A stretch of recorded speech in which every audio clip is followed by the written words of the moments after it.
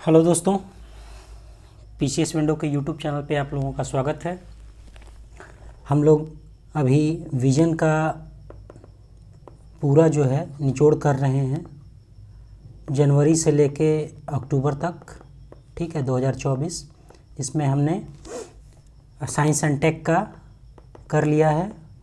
Part 1 और part 2 video already upload कर दिया गया है। आप लोग उसको हमारे यूट्यूब चैनल पे देख सकते हैं। पार्ट 2 करके भी लाया गया और पार्ट 1 करके, जिसमें हम लोगों ने लगभग 148 जो है इम्पॉर्टेंट टॉपिक्स देखे हैं साइंस एंड टेक के। इसके अलावा हम लोग जो है, बहुत लोगों ने रिक्वेस्ट किया था कि सर आईआर का भी करवा दिया जाए, तो इसलिए हम लोग आईआर के लिए भी लेके आए हैं। पूरा जनवरी से अक्टूबर इसमें आईआर और इंटरनल सिक्योरिटी और डिफेंस, ये जितना भी इससे रिलेटेड न्यूज़ है उसको देखेंगे। इसके बाद बहुत लोगों का सवाल ये था कि ये पीडीएफ मिल नहीं रहा है, कहाँ मिलेगा। तो हमने जैसा बताया है पहले कि टेलीग्राम पे जाइए, @PCS विंडो पे जाइए, चैनल पे लगभग 5,500 लोग वहाँ पे जुड़े हुए हैं हमसे। वहाँ पे आपको एक ग्रुप लिंक मिलेगा, ठीक है। वो ग्रुप लिंक जो है 70वीं बीपीएससी के लिए डेडिकेटेड ग्रुप लिंक बनाया गया है, जिसमें बहुत सारा क्विज, उसमें टेस्ट किया गया है, सेक्शनल और फुल लेंथ टेस्ट, 6 टेस्ट मिलेगा, उसका आंसर की मिलेगा, और ये सब कुछ फ्री है।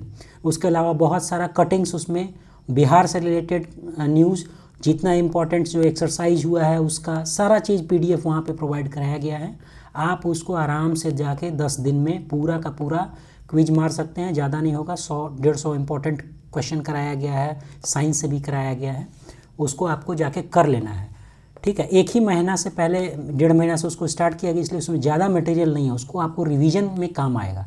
टेलीग्राम पीसीएस विंडो पे चले जाइए, वहाँ पे आपको 70वीं बीपीएससी का आपको ग्रुप का लिंक मिलेगा।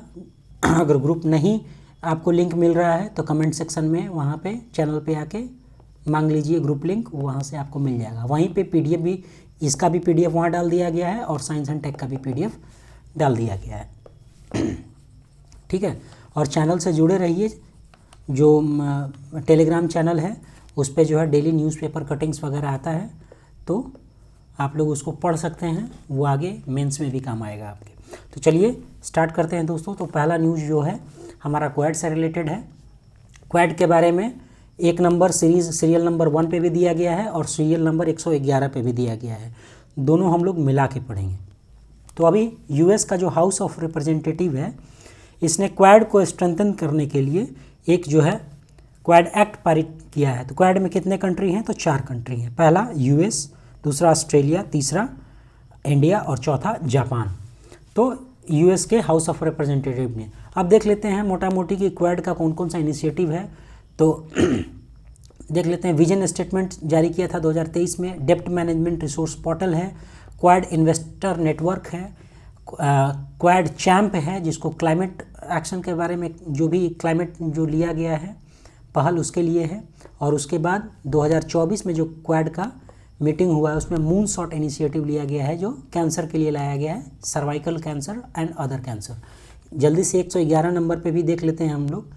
111 नंबर पे क्वाड के बारे में क्या दिया हुआ है इन्फॉर्मेशन, तो इससे क्या हो जाएगा, हम लोग का पूरा हो जाएगा क्वाड। अच्छा, जो भी इंस्टीट्यूशन है जैसे क्वाड हो गए, उसको मैंने आप पे छोड़ दिया है। ब्रिक्स हो गया, ठीक है। G20 लास्ट 69 में G20 का पूछ लिया है कि कितना % ऑफ पॉपुलेशन, कितना जीडीपी कवर करता है। तो क्वाड, ब्रिक्स, G7 है ना, 2-3 जो SCO, इस सब का एक लिस्ट बना लीजिएगा और उसको आप लोग देख लीजिएगा। हो सकता है स्टेटमेंट मिलान में आ जाए कि कितना जीडीपी है वर्ल्ड का, कितना पॉपुलेशन है, ये इसको देख लीजिएगा। तो इस पे क्वाड से रिलेटेड है कि पीएम ने अटेंड किया था अभी क्वाड लीडर समिट, जो विल्मिंगटन कहाँ पे हुआ है, यूएस में। तो यहाँ पे जो है ये विल्मिंगटन डिक्लेरेशन साइन हुआ है। और इंडिया, ध्यान रखना है कि इंडिया जो है अगला क्वाड को आयोजित करेगा। आपको एक चीज़ और बता दें कि ये 6th समिट था। और दूसरी बात जानने वाली ये है कि ये फिजिकल रूप में जहाँ पे क्वाड लीडर्स मिले हैं, क्वाड लीडर्स, ये 4th था, यानी कि 2 इसका जो है वर्चुअल समिट हुआ है, ठीक है। बस इतना ही। तो कैंसर मूनशॉट इनिशिएटिव उसके बाद port of future partnership, semiconductor के लिए सप्लाई चेन कंटिजेंसी नेटवर्क जो है लाया है। उसके बाद क्वीन जो है क्या है, तो क्वाड इन्वेस्टर नेटवर्क। स्पेस के लिए इसने इस्टेब्लिश किया है स्पेस बेस्ड वेब पोर्टल, ठीक है, स्पेशली मॉरिशस के लिए।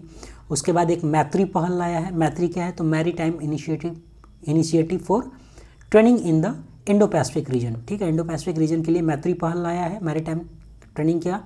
उसके बाद सी ऑब्जर्वर मिशन भी लाया। तो कोई भी 4 मिशन दे देगा, पूछेगा इसमें से कौन सा क्वाड के द्वारा लाया गया है इस साल जो समिट हुआ है, तो ये ध्यान रखना है।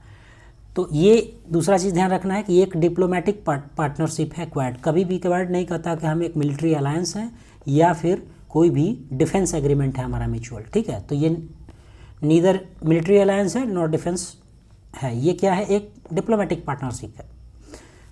क्यू चैम्प के बारे में हम लोग देख ही लिए, क्लाइमेट एडॉप्टेशन से संबंधित है। तो ये पूरा न्यूज़ जो था वो क्वाड से रिलेटेड था। अब हम लोग चलते हैं आगे।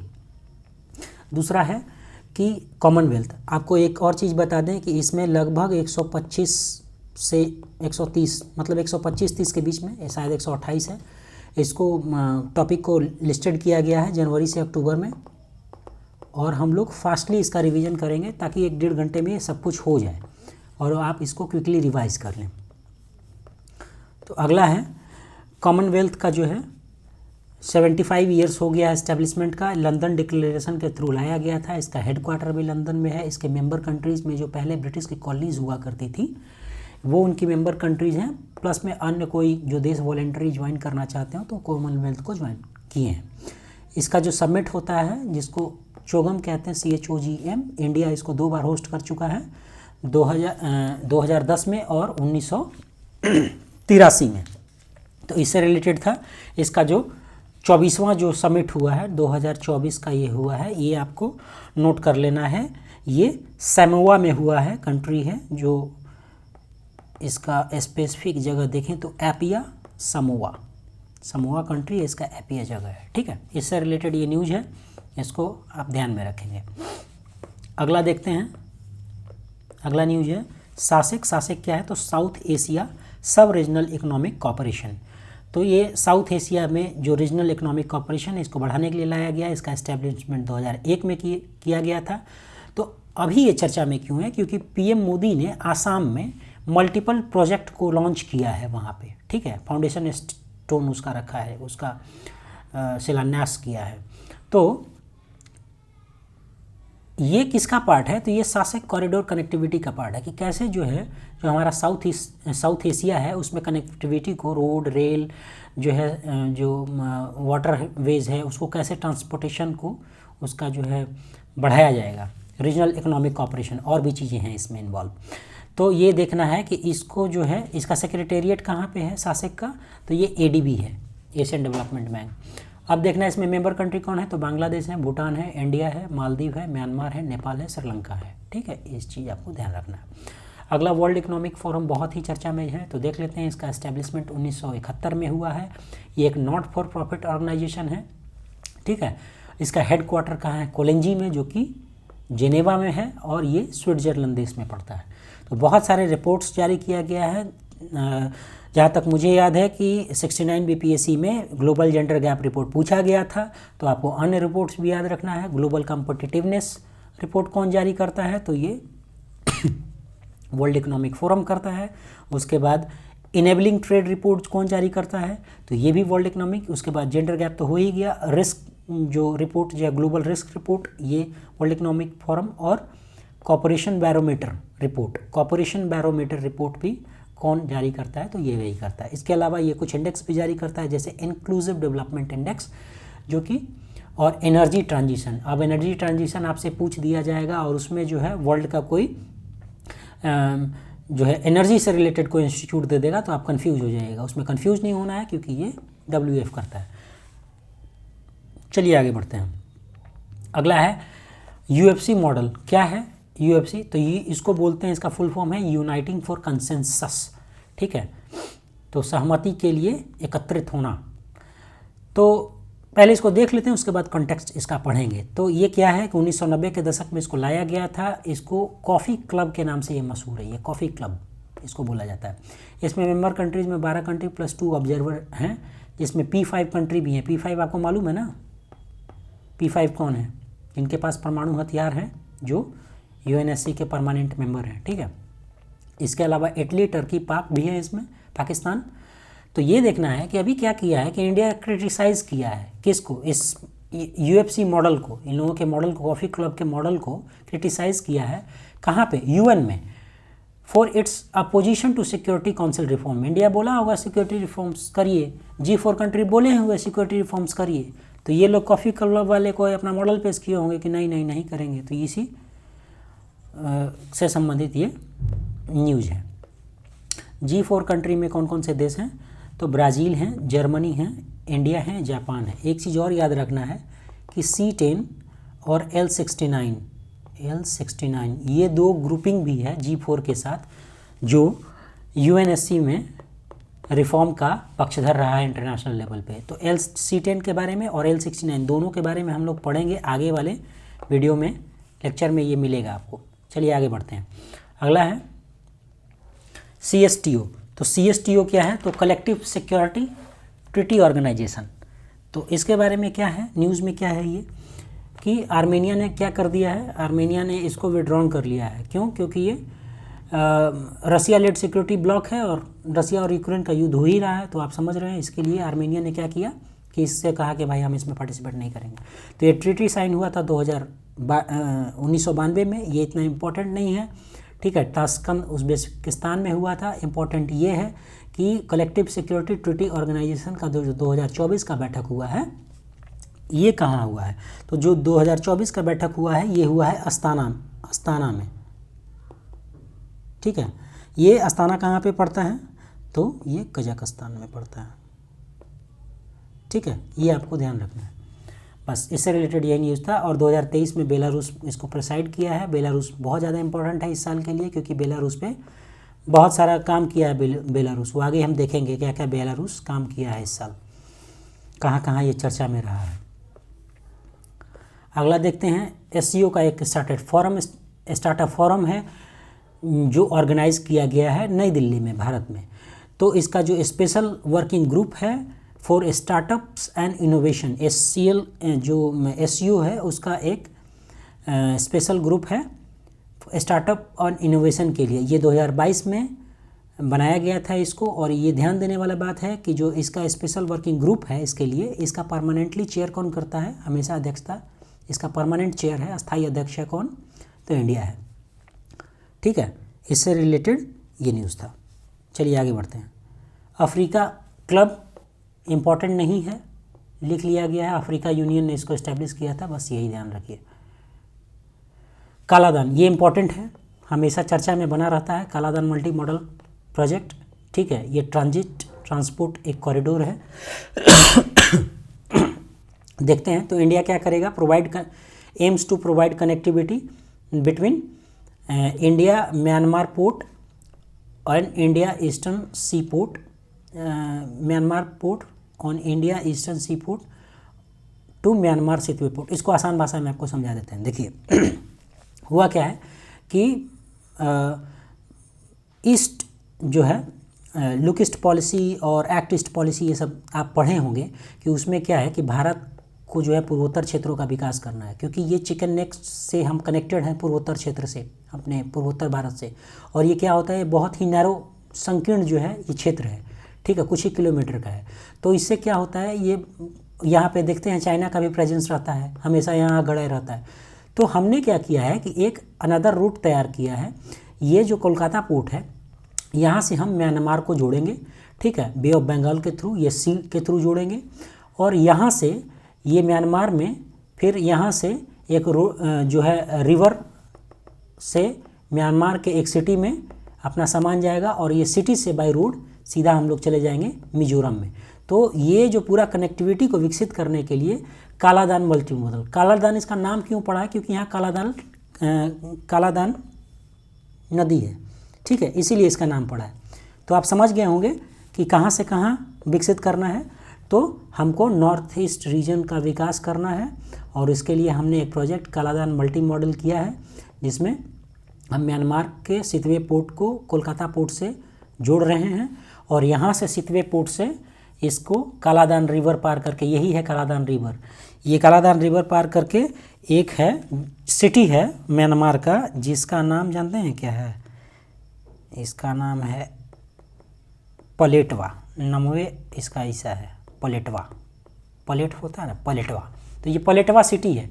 तो पलेटवा सिटी और सितवे पोर्ट के बीच में कालादान रिवर है, तो यहाँ सी रूट है, यहाँ से फिर रिवर रूट हो गया और ये पलेटवा सिटी से फिर ये क्या करेगा, ये ऊपर, ये पलेटवा सिटी है तो इससे ऊपर ये मिजोरम में बाय रोड जाके जुड़ जाएगा। तो यही है पूरा कालादान मल्टी मॉडल प्रोजेक्ट। ठीक है, आपको इसको ध्यान में रखना है। और ये भी आपको बता दें कि जो सितवे पोर्ट है, जैसे हम लोग का बाहर में चाबहार कैसे हम लोग का ईरान का जो चाबहार है वहाँ उसको एक्सक्लूसिवली जो है इंडिया जो है उसको यूज़ कर रहा है दूसरे पोर्ट को ईरान के साथ करके, वैसे ही ये सेकंड बना है सितवे पोर्ट, जब वो जो अब इंडिया यूज़ करेगा अपने जो भी कार्यों के लिए। तो ये फर्स्ट था, अब ये सेकंड हो गया है। इसके बारे में आगे पढ़ेंगे डिटेल, ये ऑलरेडी दिया हुआ है इसमें। ठीक है, चलिए आगे बढ़ते हैं। ये है मेकोंग रिवर, इंपॉर्टेंट है क्योंकि मेकोंग रिवर चर्चा में रहा है। तो देखते हैं मेकोंग डेल्टा रिवर रीजन जो है इसको वियतनाम का चावल का कटोरा बोला जाता है या धान का कटोरा समझ लीजिए। ये एक ट्रांस बाउंड्री रिवर है जो बहुत सारे देशों के बीच में बहती है। तो देख लेते हैं इसमें कौन कौन से देश से बहती है ये। तो ये चाइना से निकलती है, मतलब तिब्बत से निकलती, कहाँ से निकलती है? ग्लेशियर ऑफ तिब्बत से निकलती है। ठीक है, और ड्रेन कहाँ करती है? साउथ चाइना सी में जाके दक्षिण चीन सागर में जाके ये गिर जाती है। तो चाइना से बहती है ये होके, म्यांमार से बहती है, लाओस से, थाईलैंड से, कंबोडिया से और वियतनाम से। तो 1 2 3 4 5 6 कंट्री से ये होके गुजरती है मेकोंग रिवर, इसलिए ये इंपॉर्टेंट है। अगला है गल्फ ऑफ टोंगकिन, ये इसको बेबू गल्फ भी कहते हैं। ये कहाँ पे है? तो ये चर्चा में रहा, ये कोस्ट ऑफ नॉर्थ वियतनाम और साउथ चाइना, ये दोनों के बीच में इसका लोकेशन है। रेड सी जो है, रेड सी ध्यान में रखिए कहाँ बहती है? तो चाइना और वियतनाम में बहती है। ठीक है, और ये इसी गुल्फ में जाके, जो गल्फ है इसी में जाके गिर जाती है खाड़ी में। अगला है ईरान, बहुत ज़्यादा चर्चा में रहा है। ईरान का सारा बाउंड्री स्टेट देख लीजिएगा और ईरान का कौन कौन सा सीमा लगता है वो देख लीजिएगा, कौन नदी है। तो अभी हम देख लेते हैं इसमें। इसका कैपिटल है तेहरान, राजधानी। इसका केरमान सिटी जो है बहुत ज़्यादा चर्चा में रहा था। तो कहाँ है केरमान सिटी? तो ईरान में है। इसका लैंड बॉर्डर कहाँ से लगता है? अफगानिस्तान से, पाकिस्तान से, तुर्कमेनिस्तान से, अजरबैजान से, आर्मेनिया से, टर्की से और इराक से। ठीक है, तो 1 2 3 4 5 6 7 ये 7 कंट्री से लगता है ईरान का बॉर्डर। वाटर बॉडी कौन कौन सा है? पिछले बार जो है कई बार जो है यूपीएससी में भी देखिएगा तो गोलन हाइट्स पूछा गया है। ठीक है, गोलन हाइट्स कहाँ है ये देखिएगा इसका लोकेशन। ठीक है, उसके बाद कई बार पूछ लिया गया इजराइल का बाउंड्री का यूपीएससी में। तो इस बार हो सकता है कि जो है उस क्षेत्र में जहाँ लड़ाइयाँ हो रही हैं, जैसे यूक्रेन रसिया हो गया और ये इजराइल लेबनान और इधर का जो सीरिया का क्षेत्र हो गया और गाजा पट्टी हो गया, ये सब जगह का एरिया को एक बार आपको देख लेना है। तो वाटर बॉडी कौन कौन सी है? तो कैस्पियन सागर लगता है वहाँ पे, गल्फ ऑफ ओमान लगता है और पर्शियन गुल्फ लगता है, फारस की खाड़ी जिसको बोलते हैं, और ओमान की खाड़ी।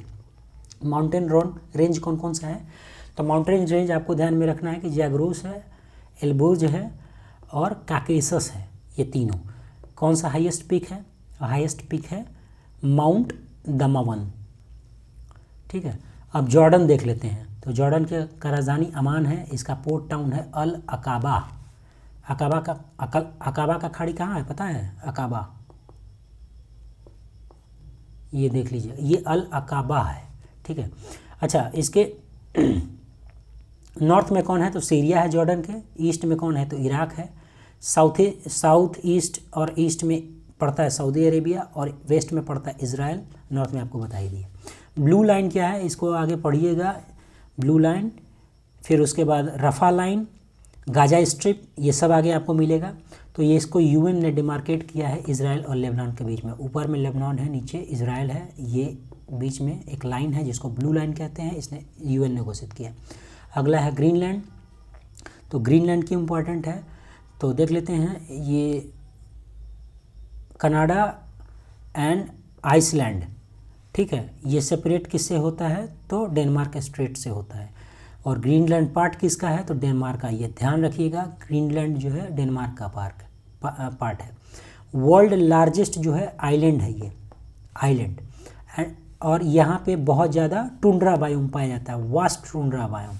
अब अगर आपसे पूछ दिया जाए कि वर्ल्ड का लार्जेस्ट आर्केपिलागो कौन है, द्वीप समूह, तो क्या हो जाएगा, इंडोनेशिया। और कौन सा द्वीप है वर्ल्ड लार्जेस्ट, तो ग्रीनलैंड। इसको ध्यान रखिएगा। आगे चलते हैं। डारियन गैप, ये क्यों इम्पोर्टेंट है, क्योंकि वर्ल्ड जो डारियन गैप है ये वर्ल्ड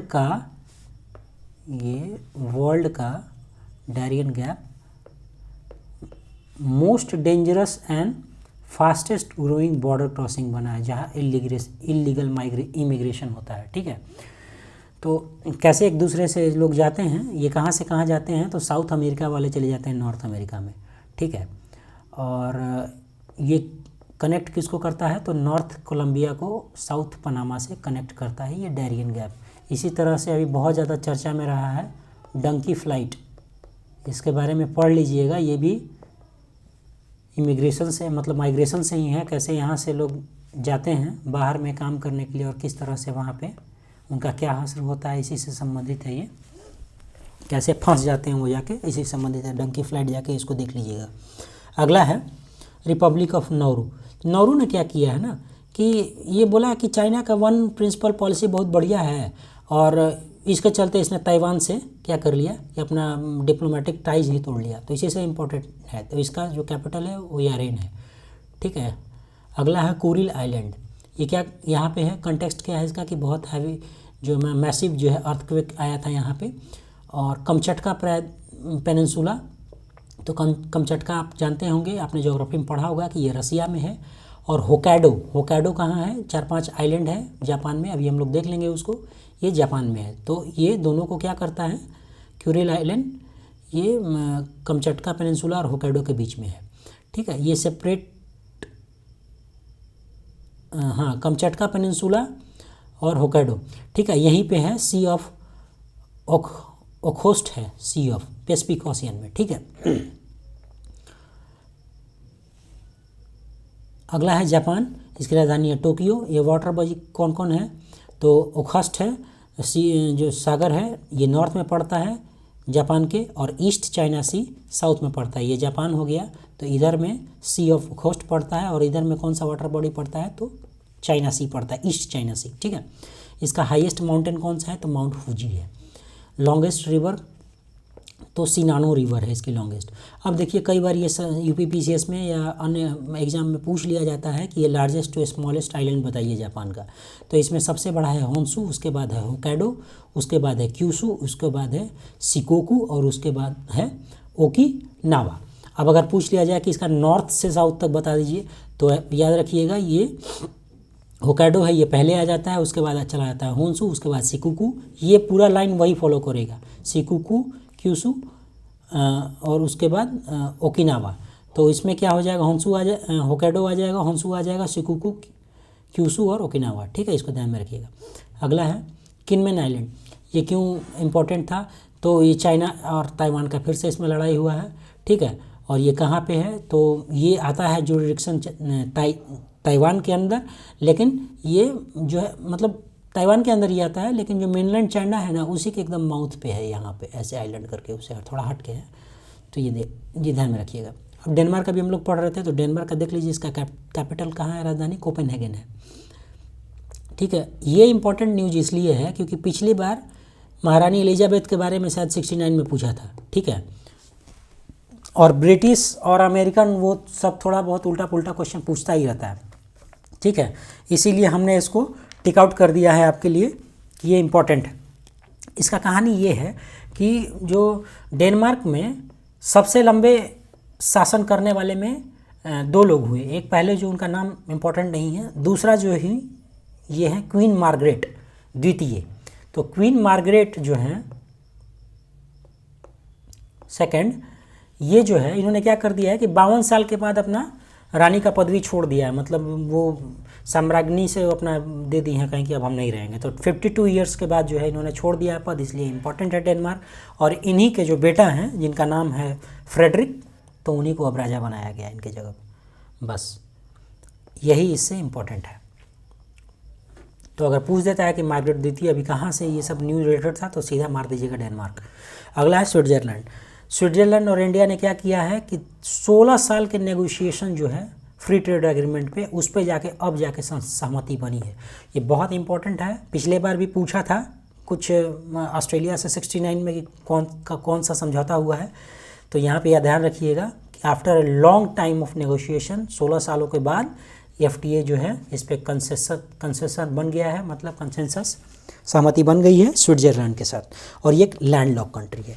लैंडलॉक कंट्री का मतलब है उसका वाटर बॉडी से कोई कनेक्शन नहीं है, वो सी रूट उसका कोई कनेक्टेड नहीं है, वो ज़मीन चारों ओर से ज़मीन से घिरा हुआ है। डबल लैंडलॉक कंट्री का मतलब एक तो पहले से ये लैंडलॉक है, इसके बीच में भी कोई कंट्री जो है फंसा हुआ है चारों ओर से, सब लैंडलॉक्ड है, इसी के बीच में ये भी फंस गया है, तो वो डबल लैंडलॉक हो जाता है। ठीक है, अगला देखिए कैटलोनिया, इसका राजधानी है बार्सिलोना। अभी क्या कर दिया है कि ये स्टेट ऑफ इमरजेंसी, अभी इमरजेंसी हो गया था क्योंकि ये यहाँ बहुत जो है भारी जो है सूखा पड़ा है, मतलब रिकॉर्ड तोड़ सूखा पड़ा है, इसीलिए। तो कैटलोनिया का है क्या है कि ऑटोनोमस रीजन है स्पेन का ही, ठीक है, ऑटोनोमस है। लेकिन अभी इसका लोकेशन देख लीजिए, तो यहाँ बे ऑफ बिस्के है, यहाँ मेडिटेरेनियन सी है, और ये है आपका कैटलोनिया, और ये ऊपर में फ्रांस, ये स्पेन, एकदम माउथ पे देखेंगे तो यहाँ पे है कैटलोनिया। आगे देख लेते हैं, जैसा मैंने बताया था बेलारूस, इसका मिन्स्क है राजधानी। इसके फॉरेन मिनिस्टर ने अभी विजिट किया है इंडिया, ठीक है। ये भी एक लैंडलॉक कंट्री है। इसके प्रेसिडेंट जो है अभी हाल में एलेक्जेंडर लुकाशेंको, ये इंपॉर्टेंट नहीं, छोड़िए क्या है, अगर आप PDF से पढ़ लीजिएगा इसको एक बार, ठीक है। अगला चलते हैं अल्बानिया।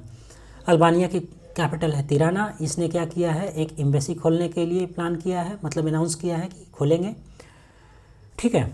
ये सिंपल न्यूज़ है। इम्पोर्टेंट न्यूज़ ये है जो 69 में पूछा गया है, ठीक है। लेक विक्टोरिया याद है आपको, ऑप्शन आ रहा है, पेपर जाके देखिए, लेक विक्टोरिया पूछा गया है, ठीक है।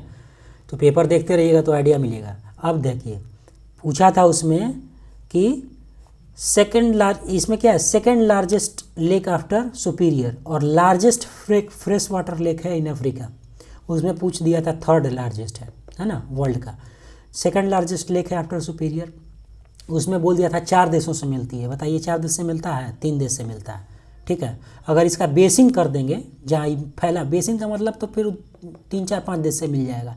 बेसिन नहीं है, झील किस देश में है, तो झील है युगांडा, केन्या, तंजानिया, KTU याद रखिए, ठीक है। केन्या, तंजानिया, युगांडा, 3 देशों में ही ये झील का बाउंड्री टच करता है, ठीक है, इसी से संबंधित है। हॉर्न ऑफ अफ्रीका इंपॉर्टेंट है, इस बार बहुत चर्चा में रहा है, बहुत ज़्यादा पायरेसी जो पायरेट्स हैं वहाँ पे बहुत आतंक मचाए हैं, और भी बहुत सारी चीज़ें हुई हैं, देखते हैं। इसमें 4 कंट्री हैं, पूछ देगा हॉर्न ऑफ अफ्रीका में 3 कंट्री हैं या 2 कंट्री हैं, ठीक है। तो इसमें क्या है, जिबूती है, इरिट्रिया है, इथोपिया है और सोमालिया है, ये देख लीजिए, यही है। ये गल्फ ऑफ एदन है, यहाँ पे अदन की खाड़ी, यहाँ पे सबसे ऊपर में देखिएगा, सबसे नॉर्थ में इसके इरिट्रिया है, इसके बाद जिबूती आता है, उसके बाद इथोपिया है, और सबसे इधर में जो कॉर्नर में ये है सोमालिया। इससे ज़्यादा आपको नहीं देखना है, इसके आगे कोई और डिटेल होगा तो बताया जाएगा इसमें आगे। अगला है मॉर्टिनिया। मार्टिनिया क्या है, तो कैपिटल छोड़ दीजिए, ठीक है। इंडिया और मार्टिनिया क्या किया है, तो अपना फर्स्ट फॉरेन ऑफिस कंसल्टेशन जो है ये इसकी राजधानी में खोला है, मतलब ये मीटिंग किया है ये लोग। अगला है कचातीव। कचातीव कहाँ है, तो पाक स्टेट में है, ये आपको मालूम होना चाहिए, ठीक है। ये रामेश्वरम के नॉर्थ ईस्ट में है, और साउथ वेस्ट किसका है, श्रीलंका का जो है डेल्फेट आइलैंड है उसके, ठीक है।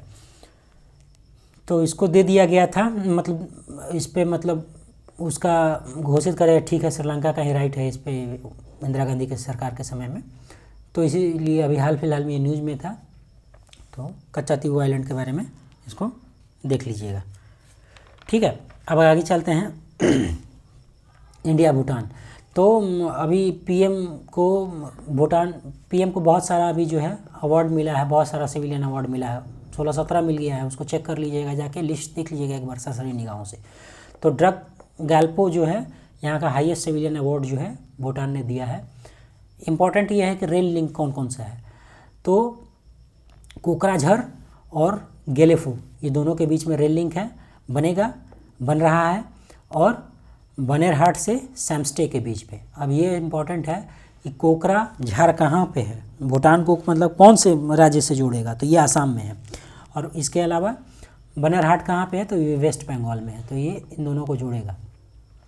अगला है कि अभी जो हुआ था उस मीटिंग, उसमें हाइड्रो 220 मेगावाट का जो है पुनाट सांगछू, छू जो है ना, जैसे मांग दे छू, ठीक है, कुरी छू, पुनाट सांगछू, तो ये हाइड्रो पावर प्रोजेक्ट है, ये भूटान के साथ हम लोगों का है। ताला भी है और चूखा भी है, ठीक है। चूखा पूछा चूखा जल विद्युत परियोजना किसके साथ है, तो इंडिया भूटान का है। अब भूटान जो है बिगेस्ट बेनिफिशरी है, सबसे ज़्यादा लाभ पाने वाला है। इंडिया का जो भी एक्सटर्नल एड है बजट 2023-24 का, उसमें लाभार्थी है बहुत पाने वाला। अब जो गेलेपू है, ये गेलेपू जहाँ हम लोग रेल लिंक जोड़ रहे थे, तो ये क्या है कि एक माइंडफुलनेस सिटी बनाने के लिए प्लान कर रहा है भूटान, ठीक है, और ये आसाम को कनेक्ट करेगा। तो ये भी देखिए कि इसका जो रेल लिंक है ये भी आसाम को कनेक्ट कर रहा था इससे। और एक माइंडफुलनेस, आपको भी मालूम होगा कि हैप्पीनेस में भी इंडेक्स में बहुत मतलब भूटान टॉप पे रहता है, टॉप कंट्री है हैप्पीनेस, बहुत खुशहाली वाला देश है वो, ठीक है, उसको माना गया है। तो ये इंडिया भूटान से रिलेटेड था। अगला है इंडिया रसिया। तो लेक बैकाल जो है, माउंट एल्ब्रूज जो है वो कहाँ है, ये रसिया में है। और लेक बैकाल जो है वर्ल्ड डीपेस्ट लेक है। 2+2 डायलॉग हमारा इंडिया रसिया के साथ होता है। और इंडिया को इसने क्या किया है, S-400 T-20 टैंक्स, सुखोई 30, ठीक है, AK-203 राइफल। हमको लगता है कि इसका मैन्युफैक्चरिंग यूनिट कहाँ है, आप लोग इसको देख लीजिएगा, ये नोएडा में है शायद, ठीक है, AK-203 का। उसके बाद इंदिरा एक्सरसाइज जो है, ट्रायल एक्सरसाइज है आर्मी एयरफोर्स और उसका तीनों का। फिर मिलन एक्सरसाइज में ही भाग लेता है इंडिया रसिया, ठीक है। नाम इस बार चर्चा में रहा है, तो नाम का देख लेते हैं। 19वां समिट जो है वो कंपाला में हुआ है, युगांडा में। साउथ सूडान इसका अभी नया मेंबर बना है, 121वां। और इसका जेनेसिस देख लेते हैं, तो ये एशिया अफ्रीका कॉन्फ्रेंस जो बाडुंग में हुआ था इंडोनेशिया में 1955 में, इसी से ये उपजा है नाम। तो आपको मालूम होगा कि जो कोल्ड वार चल रहा था उसमें जो है 2 ध्रुवों में बढ़ गया था विश्व, एक को अमेरिका नेतृत्व में कर रहा था और एक को USSR जो कि वर्तमान रसिया वो कर रहा था। उसी में कुछ देशों ने मिलकर डिसाइड किया कि भाई हम न इधर रहेंगे न इधर रहेंगे, हम रहेंगे निष्पक्ष, किसी के पक्ष में नहीं रहेंगे, नॉन एलाइड, अकेले मतलब दोनों ध्रुवों से अलग, किसी के साथ अलाइड नहीं होंगे। तो इसमें कौन कौन से लीडर थे जो इन्होंने महत्वपूर्ण भूमिका निभाई थी। एक आध लीडर का कभी कभी एग्जाम में नाम पूछ देता है, तो बस ऐसे ही आपको इसको ध्यान में रखना है ताकि आ जाए तो मार दीजिएगा। जवाहरलाल नेहरू थे उसमें, सुकामो थे इंडोनेशिया के, जोसिफ ब्रोज टिटो थे यूगोस्लाविया के, और नसीर थे इजिप्ट के, और क्वामे नकुरमाह थे घाना के। और इसका जो फर्स्ट कॉन्फ्रेंस हुआ था वो बेलग्रेड में 1961 में हुआ था। अगला देखते हैं, ये बहुत इंपॉर्टेंट है, स्टेटमेंट दे देगा और पूछ देगा किसने किसके विरुद्ध लाया है, तो वहाँ पे आप फंस जाइएगा। इसको ध्यान में रखना है कि जो गाजा पे लगातार अटैक कर रहा था और जो इजराइल है वो लगातार हमले कर रहा था, तो UN में क्या मतलब जो ICJ में ना, जो इंटरनेशनल कोर्ट ऑफ जस्टिस है, ठीक है, UN का पार्ट है ना ये, तो इसमें क्या किया कि लेके चला गया साउथ अफ्रीका, उसके खिलाफ जो है केस फाइल कर दिया इजराइल के खिलाफ। बोला कि देखिए ये सब जो है जेनेवा कन्वेंशन का उल्लंघन कर रहा है, ठीक है, तो सॉरी जेनेवा कन्वेंशन का कह रहे हैं, ये जीनोसाइड केस कर दिया उसके अगेंस्ट में, ठीक है, जीनोसाइड कन्वेंशन। तो साउथ अफ्रीका ने किया, किसके विरुद्ध, इजराइल के विरुद्ध। तो in which Israel was conducting its military operation in Gaza violated the genocide convention, ठीक है, गलती से जेनेवा कन्वेंशन बोल दिया मैंने, जीनोसाइड कन्वेंशन। तो ये क्या है जीनोसाइड कन्वेंशन, तो ये 1948 में लाया गया था। ये पहला ह्यूमन राइट ट्रीटी है, ठीक है, जिसको यूनाइटेड नेशन जनरल असेंबली ने अपनाया है। समझ लीजिए ह्यूमन राइट्स के लिए कितना इंपॉर्टेंट ट्रीटी है जीनोसाइड कन्वेंशन। और इंडिया ने इसको साइन किया है और इसको रेटिफाई भी किया है, 1949 में किया है साइन, और इसको रेटिफाइड किया है कब, तो 1959 में, इससे संबंधित है। और ICJ जो है इंटरनेशनल कोर्ट ऑफ जस्टिस, इसका हेडक्वार्टर कहाँ है, तो ये हेग में है। एक ICC भी होता है इंटरनेशनल क्रिमिनल कोर्ट, ये भी उसका भी द हेग में ही है। तो ये एकमात्र ऐसा प्रिंसिपल ऑर्गन है यूएन का, आईसीजे, जो न्यूयॉर्क में लोकेटेड ही नहीं है। ये न्यूयॉर्क से बाहर है। कहाँ है? द हेग, नीदरलैंड में। और इसका कंपोजिशन है क्या है? इसमें 15 जज होते हैं। ऑफिशियल लैंग्वेज क्या है? तो इसका इंग्लिश और फ्रेंच। इससे ज़्यादा आपको पढ़ने का मन हो तो पढ़ सकते हैं। ये बस मैंने इतना बता दिया। समिट फॉर डेमोक्रेसी, मतलब लोकतंत्र के लिए जो समिट हुआ है, इसका 3rd एडिशन, जिसमें भारतीय प्रधानमंत्री नरेंद्र मोदी ने इसको एड्रेस किया था। और ये कहाँ हुआ है? मार्च में हुआ है, सियोल में, साउथ कोरिया में। ठीक है, तो इसको आपको ध्यान रखना। ये लॉन्च किया गया था यूएस के द्वारा। ठीक है ना, लोकतंत्र की जननी जो है वही है, और सबसे बड़ा लोकतंत्र भारत है। तो देख लीजिए, जननी और भारत सबसे बड़ा, इन दोनों का यहाँ पे है इम्पोर्टेंस। तो ये दोनों याद रखिएगा। 21 में लॉन्च। जो मिशन है स्पाइड्स, मिशन स्पाइड्स क्या है? तो ये यूरोपियन यूनियन ने इसको लॉन्च किया है। क्या हो रहा है ना कि ये जो हाउती अटैकर्स हैं, ये कहाँ के हैं? ये यमन के हैं। तो ये क्या कर रहे थे कि ईरान इसको जो है प्रॉक्सी के रूप में यूज़ करता है, इसको बैक करता है, सपोर्ट करता है। तो उसी के लिए मिशन एस्पिडस को लॉन्च किया है, स्पाइड्स जिसको बोलते हैं, ASPIDES। ठीक है, तो रेड सी में, रेड सी का लोकेशन देख लीजिएगा, आपको मालूम ही होगा। वहाँ पे जो है जहाज़ों को बचाने के लिए इसने लॉन्च किया है। इतना ही जानना है। वेर्मिना ट्रायंगल क्या है? इंपॉर्टेंट है, न्यूज़ में रहा है। ये जर्मनी, पोलैंड और फ्रांस के बीच का एक पॉलिटिकल वार्तालाप यहाँ पे होता है, डिस्कशन होता है 1991 में। ये इंपॉर्टेंट नहीं है, लेकिन ये इंपॉर्टेंट है। ट्रायंगल पूछ देगा तो इसमें आपको जर्मनी, फ्रांस और पोलैंड कर लेना है। जर्मनी, फ्रांस और पोलैंड याद रखना है। जर्मनी, फ्रांस तो आप कर लीजिएगा। अगला है अफगानिस्तान पे एक सिक्योरिटी डायलॉग होता है जो रीजनल, वो कहाँ हुआ है? बिस्कक में हुआ है, किर्गिस्तान में। ऑपरेशन इंद्रावती, ये इंपॉर्टेंट है, इसको आपको जानना चाहिए कि ऑपरेशन, जितने भी भारत के ऑपरेशन विदेशों में चलाए जा रहे हैं, ये पूछता रहता है। जैसे टर्की वाला, भूकंप वाला पूछ दिया था मेंस में, BPSC में। ठीक है, तो दे सकता है। तो इंद्रावती कहाँ हुआ है? तो इंडिया लॉन्च किया है। इवैक्यूएट किसको? अपने भारतीयों नेशनल को। हैती कहाँ है? कैरेबियन आइलैंड में, मतलब कैरेबियन सी में है ये आइलैंड है, ये सब छोटा छोटा। तो यहाँ एक हैती देश है, और वहीं से उठा के बगल वाले कंट्री में, जैसे मान लेते हैं कि ये कैरेबियन सी है ना, तो यहाँ से उठा के यहाँ कर दिया। ठीक है, इसको डोमिनिकन रिपब्लिक बोलते हैं। दोनों देश ही है, कैरेबियन कंट्रीज हैं दोनों। तो यहीं पे इंद्रावती ऑपरेशन को लाया गया। अगला है फ्री मूवमेंट रेजिम, जो मुक्त आवागमन क्षेत्र का जो बात किया जाता है वो किसके किसके बीच में किया जाता है? तो एकमात्र कंट्री है म्यांमार, जिसके साथ हमारा फ्री मूवमेंट रेजिम है।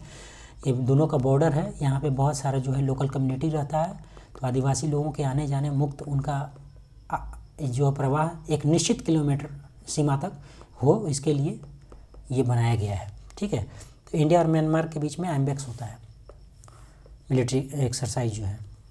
ठीक है, इससे रिलेटेड ये है। आगे चलते हैं। अगला ये है grey zone warfare. Grey zone warfare क्या होता है कि एक प्रकार का ये अनकन्वेंशनल टैक्टिस है, स्ट्रैटेजी है।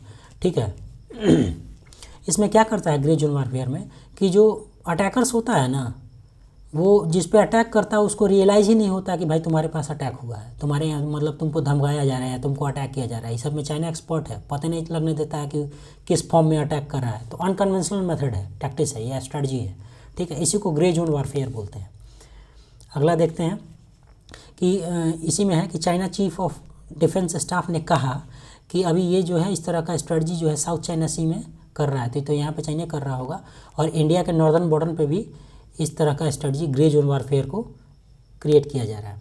आइडेक्स अदिति स्कीम इंपॉर्टेंट है इस साल के लिए, क्वेश्चन बन सकता है इस पर, बहुत ही इंपॉर्टेंट है। ये मिनिस्ट्री ऑफ डिफेंस का है। आइडेक्स क्या होता है? तो इनोवेशन फॉर डिफेंस एक्सलेंस, यहाँ देखिए लिखा हुआ है इनोवेशन फॉर डिफेंस एक्सलेंस। ठीक है, यह आदिति क्या है? तो acting development of innovative technologies with iDEX. ठीक है, तो बस ये याद रखना है कि अदिति स्कीम में आ जाए तो ये जो है जो स्कीम है वो इनोवेटिव टेक्नोलॉजी के लिए लाया गया है, डेवलपमेंट के लिए। और आइडेक्स क्या है कि एक ऑपरेशनल फ्रेमवर्क है किसका? Defence innovation organisation. ठीक है, ये एक ऑर्गेनाइजेशन है, इसी का एक ऑपरेशनल फ्रेमवर्क है। ठीक है, कार्यप्रणाली को ये संपादित करता है। और ये जो डिफेंस इनोवेशन ऑर्गेनाइजेशन है ये दो के अंदर आता है, एक है HAL और एक है BAL, हिंदुस्तान एरोनॉटिकल लिमिटेड। ठीक है, ये ज्वाइंटली फॉर्म किया गया है, और ये है भारत इलेक्ट्रॉनिक्स लिमिटेड। तो ये ध्यान रखना है। अब ये दो इंपॉर्टेंट चीज़ हम आपको बता रहे हैं कभी भी आपको एग्ज़ाम में आ सकता है। पहला ये कि इंडिया का जो पहला प्राइवेट सेक्टर फैसिलिटी जो है for the manufacturing of ammunition, गोला बारूद का एंड मिसाइल, कहाँ खुला है? पहला प्राइवेट सेक्टर फैसिलिटी, प्राइवेट, सरकारी नहीं, तो ये कानपुर यूपी में, ठीक है। दूसरा क्या है कि डिफेंस इंडस्ट्रियल कॉरिडोर कहाँ पे बना है? तो यूपी और तमिलनाडु में। आगे देखते हैं। अगला है कि digital criminal case management system एक प्लेटफॉर्म है, इसको लॉन्च किया है मिनिस्ट्री ऑफ होम अफेयर्स ने। इसको डिज़ाइन किसने किया है? तो नेशनल इन्वेस्टिगेशन एजेंसी ने। और जो मिनिस्ट्री ऑफ होम अफेयर्स है इसी ने इस्टेब्लिश किया है I4 को। हमेशा जो है मेंस आंसर राइटिंग में आप लोग करते होंगे या साइबर सिक्योरिटी पढ़ते होंगे तो Indian cyber crime coordination centre कौन किया है? Ministry of home affairs. एक संकलन ऐप भी किया है। ये क्या किया है? Compendium of new criminal laws, ठीक है। ये सार संग्रह है, ये प्रकार का संक्षिप्त की है, ठीक है। तो ये सब ध्यान रखना है आपको। MHA का है।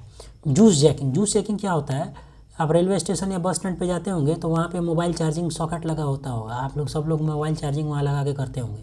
अब ऐसा सब हैकर सब क्या कर दिया है ना कि यहीं पे जो है मालवेयर या फिर कोई इस तरह का चीज़ लगा देता है जिससे आपका सूचना जो है वो हैक हो जाए। इसी को बोलते हैं जूस जैकिंग। RBI इसको वार्न किया है, वो कहा है कि एक साइबर अटैक है एक तरह का, जिसमें हैकर क्या कर देता है? लोड कर देता है मालवेयर कहाँ? Public PS USB charging station में, ठीक है, और ये एक्सेस कर लेता है आपका इन्फॉर्मेशन का। तो इसी से संबंधित ये था। अगला है Diana initiative, defence innovation accelerator for the north Atlantic, ठीक है। नाटो के द्वारा इस्टेब्लिश किया गया है, बस ये याद रखना है। डायना इनिशिएटिव किसका है? तो नाटो का है।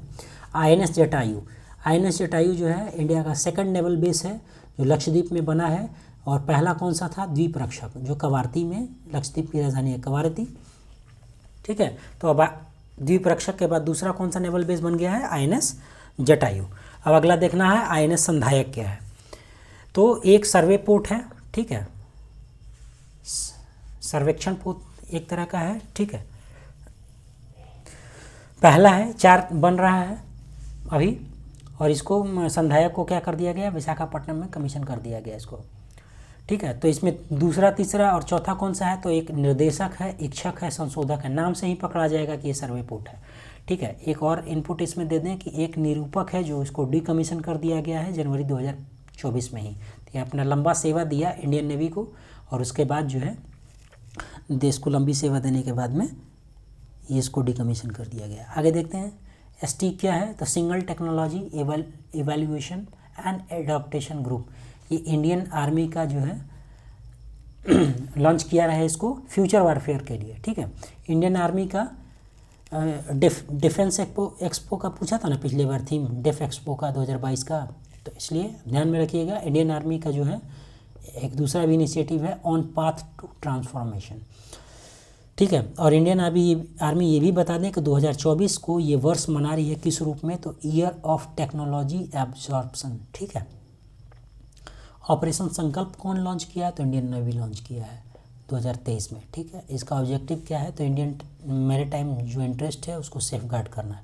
ऑकुस क्या है? हम क्वाड क्या बता रहे थे कि डिफेंस अलायंस नहीं है, मिलिट्री अलायंस नहीं एक तरह का। तो ये ध्यान रखना है कि ये स्ट्रेटजिक डिफेंसी अलायंस है, ठीक है। किसके बीच है? तो ऑस्ट्रेलिया, UK और US, नाम से ही आपको पता लग जाएगा। अगला है UN कॉन्फ्रेंस और ट्रेड एंड डेवलपमेंट, कुछ नहीं किया है, इसका अंटार्ड से नाम चेंज करके इसको कर दिया है UN trade and development, simple. Eurasian economic union EEU, अभी इंडिया इसके साथ क्या कर रहा है कि ये ऑफिशियल जो है नेगोशिएशन कर रहा है FTA के लिए, फ्री ट्रेड एग्रीमेंट के लिए। इसके 5 मेंबर हैं, आर्मेनिया, बेलारूस, कजाकिस्तान, किर्गिस्तान और रसिया। यूरेशियन में, यूरेशियन का मतलब हो गया एशिया और यूरोप का इकोनॉमिक यूनियन है मिला के इन देशों का, ठीक है। अब जो India lead group of friends तो ये इम्पॉर्टेंट है। ये इसलिए इम्पॉर्टेंट है कि इंडिया ने भाई कहा है कि जो यूनाइटेड नेशन का जो पीस कीपिंग फोर्स है, ये सब जो है जहाँ जिस देश में जाता है वहाँ शांति करने के लिए, इस्टेब्लिश करने के लिए शांति इस्टेब्लिश करने के लिए जाता है, वहाँ ये लोग पे हमला होता है। तो इस तरह का निंदा किया है इंडिया, और बोला है कि जो है ना जो दोषी हैं उनको अकाउंटेबल बनाया जाए, ठीक है। तो इसी के लिए जो है इंडिया ने आवाज़ उठाया है। और इनका जो ग्रुप ऑफ फ्रेंड है, इंडिया इसको लीड करता है ग्रुप ऑफ फ्रेंड का, जो 2022 में इंडिया लॉन्च किया था। ठीक है, ये स्पेशली इसी के लिए लॉन्च किया था कि अकाउंटेबिलिटी जो है, जवाबदेही फिक्स हो, जो क्राइम हो रहा है। ब्लू हेलमेट किसको बोलते हैं, क्वेश्चन आ जाएगा कि ब्लू हेलमेट्स किसको बोलते हैं, तो यूएन के पीस कीपिंग फोर्स को ब्लू हेलमेट भी बोलते हैं। यूएन से क्वेश्चन भी आया पीस कीपिंग फोर्स पे, जाकर 69 का पेपर देखिए। ठीक है, सब उसी लाइन पे आपको करवाया जा रहा है। 69 का जाके पेपर देखिए और कहिए कि यूएन के पीस कीपिंग फोर्स पे क्वेश्चन आया है कि नहीं आया है। तो ठीक है, तो ये ब्लू रंग की टोपी पहनते हैं इसीलिए इनका नाम ब्लू हेलमेट है, तो इसी से संबंधित है। ये भी आपको बता दें साथ ही साथ कि यूएन को पीस कीपिंग फोर्स को जो है 1988 में नोबेल पुरस्कार भी मिल चुका है। तो इससे रिलेटेड ये न्यूज़ था। अगला चलते हैं, इंटरनेशनल नारकोटिक्स कंट्रोल बोर्ड, इसके जो है री-इलेक्ट हुए हैं 3rd टर्म के लिए। कौन, तो इंडिया से जगजीत पवाड़िया। 2025 से 30 इनका टर्म रहेगा, तीसरे कार्यकाल के लिए चुने गए। अब जल्दी से प्लेसेस से न्यूज़ देख लेते हैं, कौन कौन से प्लेसेस रहे हैं न्यूज़ में। तो पहला उज्बेकिस्तान रहा है। क्यों, क्योंकि यहाँ चीफ ऑफ आर्मी से स्टाफ ने क्या किया है, एक हाई टेक IT लैबोरेटरी खोला है। ठीक है, उज्बेकिस्तान में, इसकी राजधानी ताशकंद है। और ये याद रखना है कि ये डबल लैंडलॉक, बता चुके हैं डबल लैंडलॉक क्या है, सेंट्रल एशिया में है ये। ऑरल सी जो है किसके किसके बीच में है, तो उज्बेकिस्तान और कजाकिस्तान के बीच में है। यहाँ से आपका ज्योग्राफी भी होता रहेगा, ये IR ही नहीं है, ज्योग्राफी भी है, इकोनॉमिक्स भी है, यहाँ पे सब चीज़ यहाँ से कवर होगा। ठीक है, इसको कर जाइएगा पूरा वीडियो को। इसका पार्ट 2 आएगा, अगर ये घंटे में नहीं हो पाएगा, 1.5 घंटे में, तो इसका हम लोग पार्ट 2 भी लेके आ जाएंगे। ठीक है, अगला है सेनकाकू आइलैंड। तो ये जापान और चाइना के डिस्प्यूट के कारण ये चर्चा में है। ये ईस्ट चाइना सी में है। सितवे पोर्ट अभी आपको डिस्कस कर ही चुके हैं, कुछ नहीं, ये कलादान रिवर के एस्चुरी पे है सितवे पोर्ट। और इंडिया, आपको बताए थे ना, India has secured the right to operate its second overseas port after Chabahar, ये ऑलरेडी पीछे बता चुके हैं आपको। अरल सी के बारे में जान लीजिए कि अभी जो है ये सूख रहा है, ये तो बहुत लंबे समय से सूख रहा है, लगभग ये मर चुका है, डाइंग हो गया है अरल सी। तो ये कहाँ है, उज्बेकिस्तान और कजाकिस्तान। ठीक है, कजाकिस्तान में ये पड़ता है। ठीक है, बाउंड्रीज बनाता है। यूराल रिवर देख लीजिए, तो यूराल रिवर जो है, इसमें वाटर लेवल बढ़ गया है स्नो मेल्टिंग के कारण। ये कहाँ है, रसिया कजाकिस्तान के बीच में जो फ्लो करती है और कॉन्टिनेंटल बाउंड्री बनाती है यूरोप से एशिया के बीच में। ठीक है, ऐसे यूराल आती है कजाकिस्तान तक रसिया से। ठीक है, तो बहुत सारे देशों से लगती आती है। आयरलैंड के PM अभी नए बने हैं। नए PM कौन बने हैं, सिमोन हैरिस। आयरलैंड की राजधानी है डबलिन। रोमानिया, ये न्यूज़ में इसलिए ये इंपॉर्टेंट भी है रोमानिया, क्योंकि इसने डेवलप किया है क्या, मोस्ट पावरफुल लेजर रोमानिया। ठीक है, जो कि एक रिवोल्यूशन, एक क्रांतिकारी जो है कदम है, और ये बहुत हेल्प करेगा हेल्थ एंड स्पेस में। तो इससे रिलेटेड न्यूज़ था। केन्या, इसकी राजधानी है नैरोबी।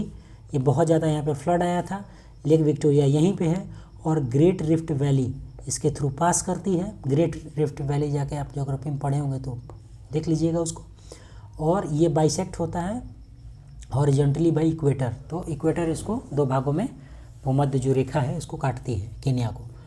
ठीक है, अफार ट्रायंगल, बहुत सारा हम लोग ट्रायंगल पढ़ रहे थे, इसमें एक अफार ट्रायंगल भी है। ये जियोलॉजिस्ट ने प्रिडिक्ट क्या कर दिया है ना, कि एक तरह का नया ओशियन ही बन रहा है अफार ट्रायंगल के पास में। अफार ट्रायंगल वही है जहाँ हॉर्न ऑफ अफ्रीका लोकेटेड है ना, वहीं पे हॉर्न ऑफ अफ्रीका भी बता चुके हैं।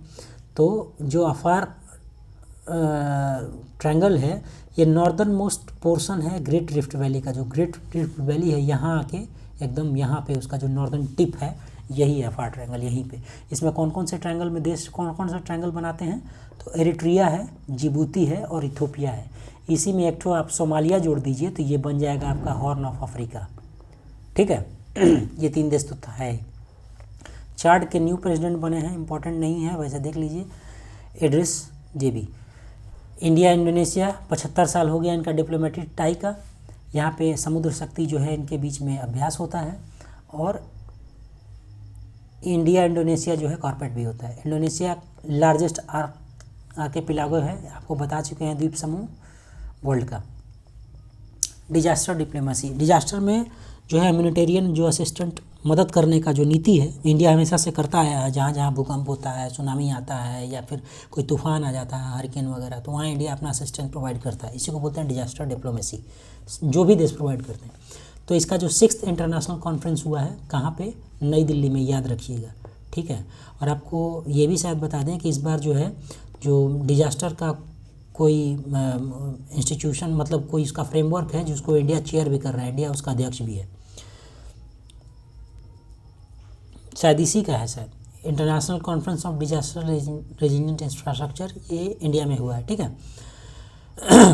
और ये 2019 में इंडियन पीएम ने इसको इनॉग्रेट किया था, ठीक है, UN climate action summit New York में।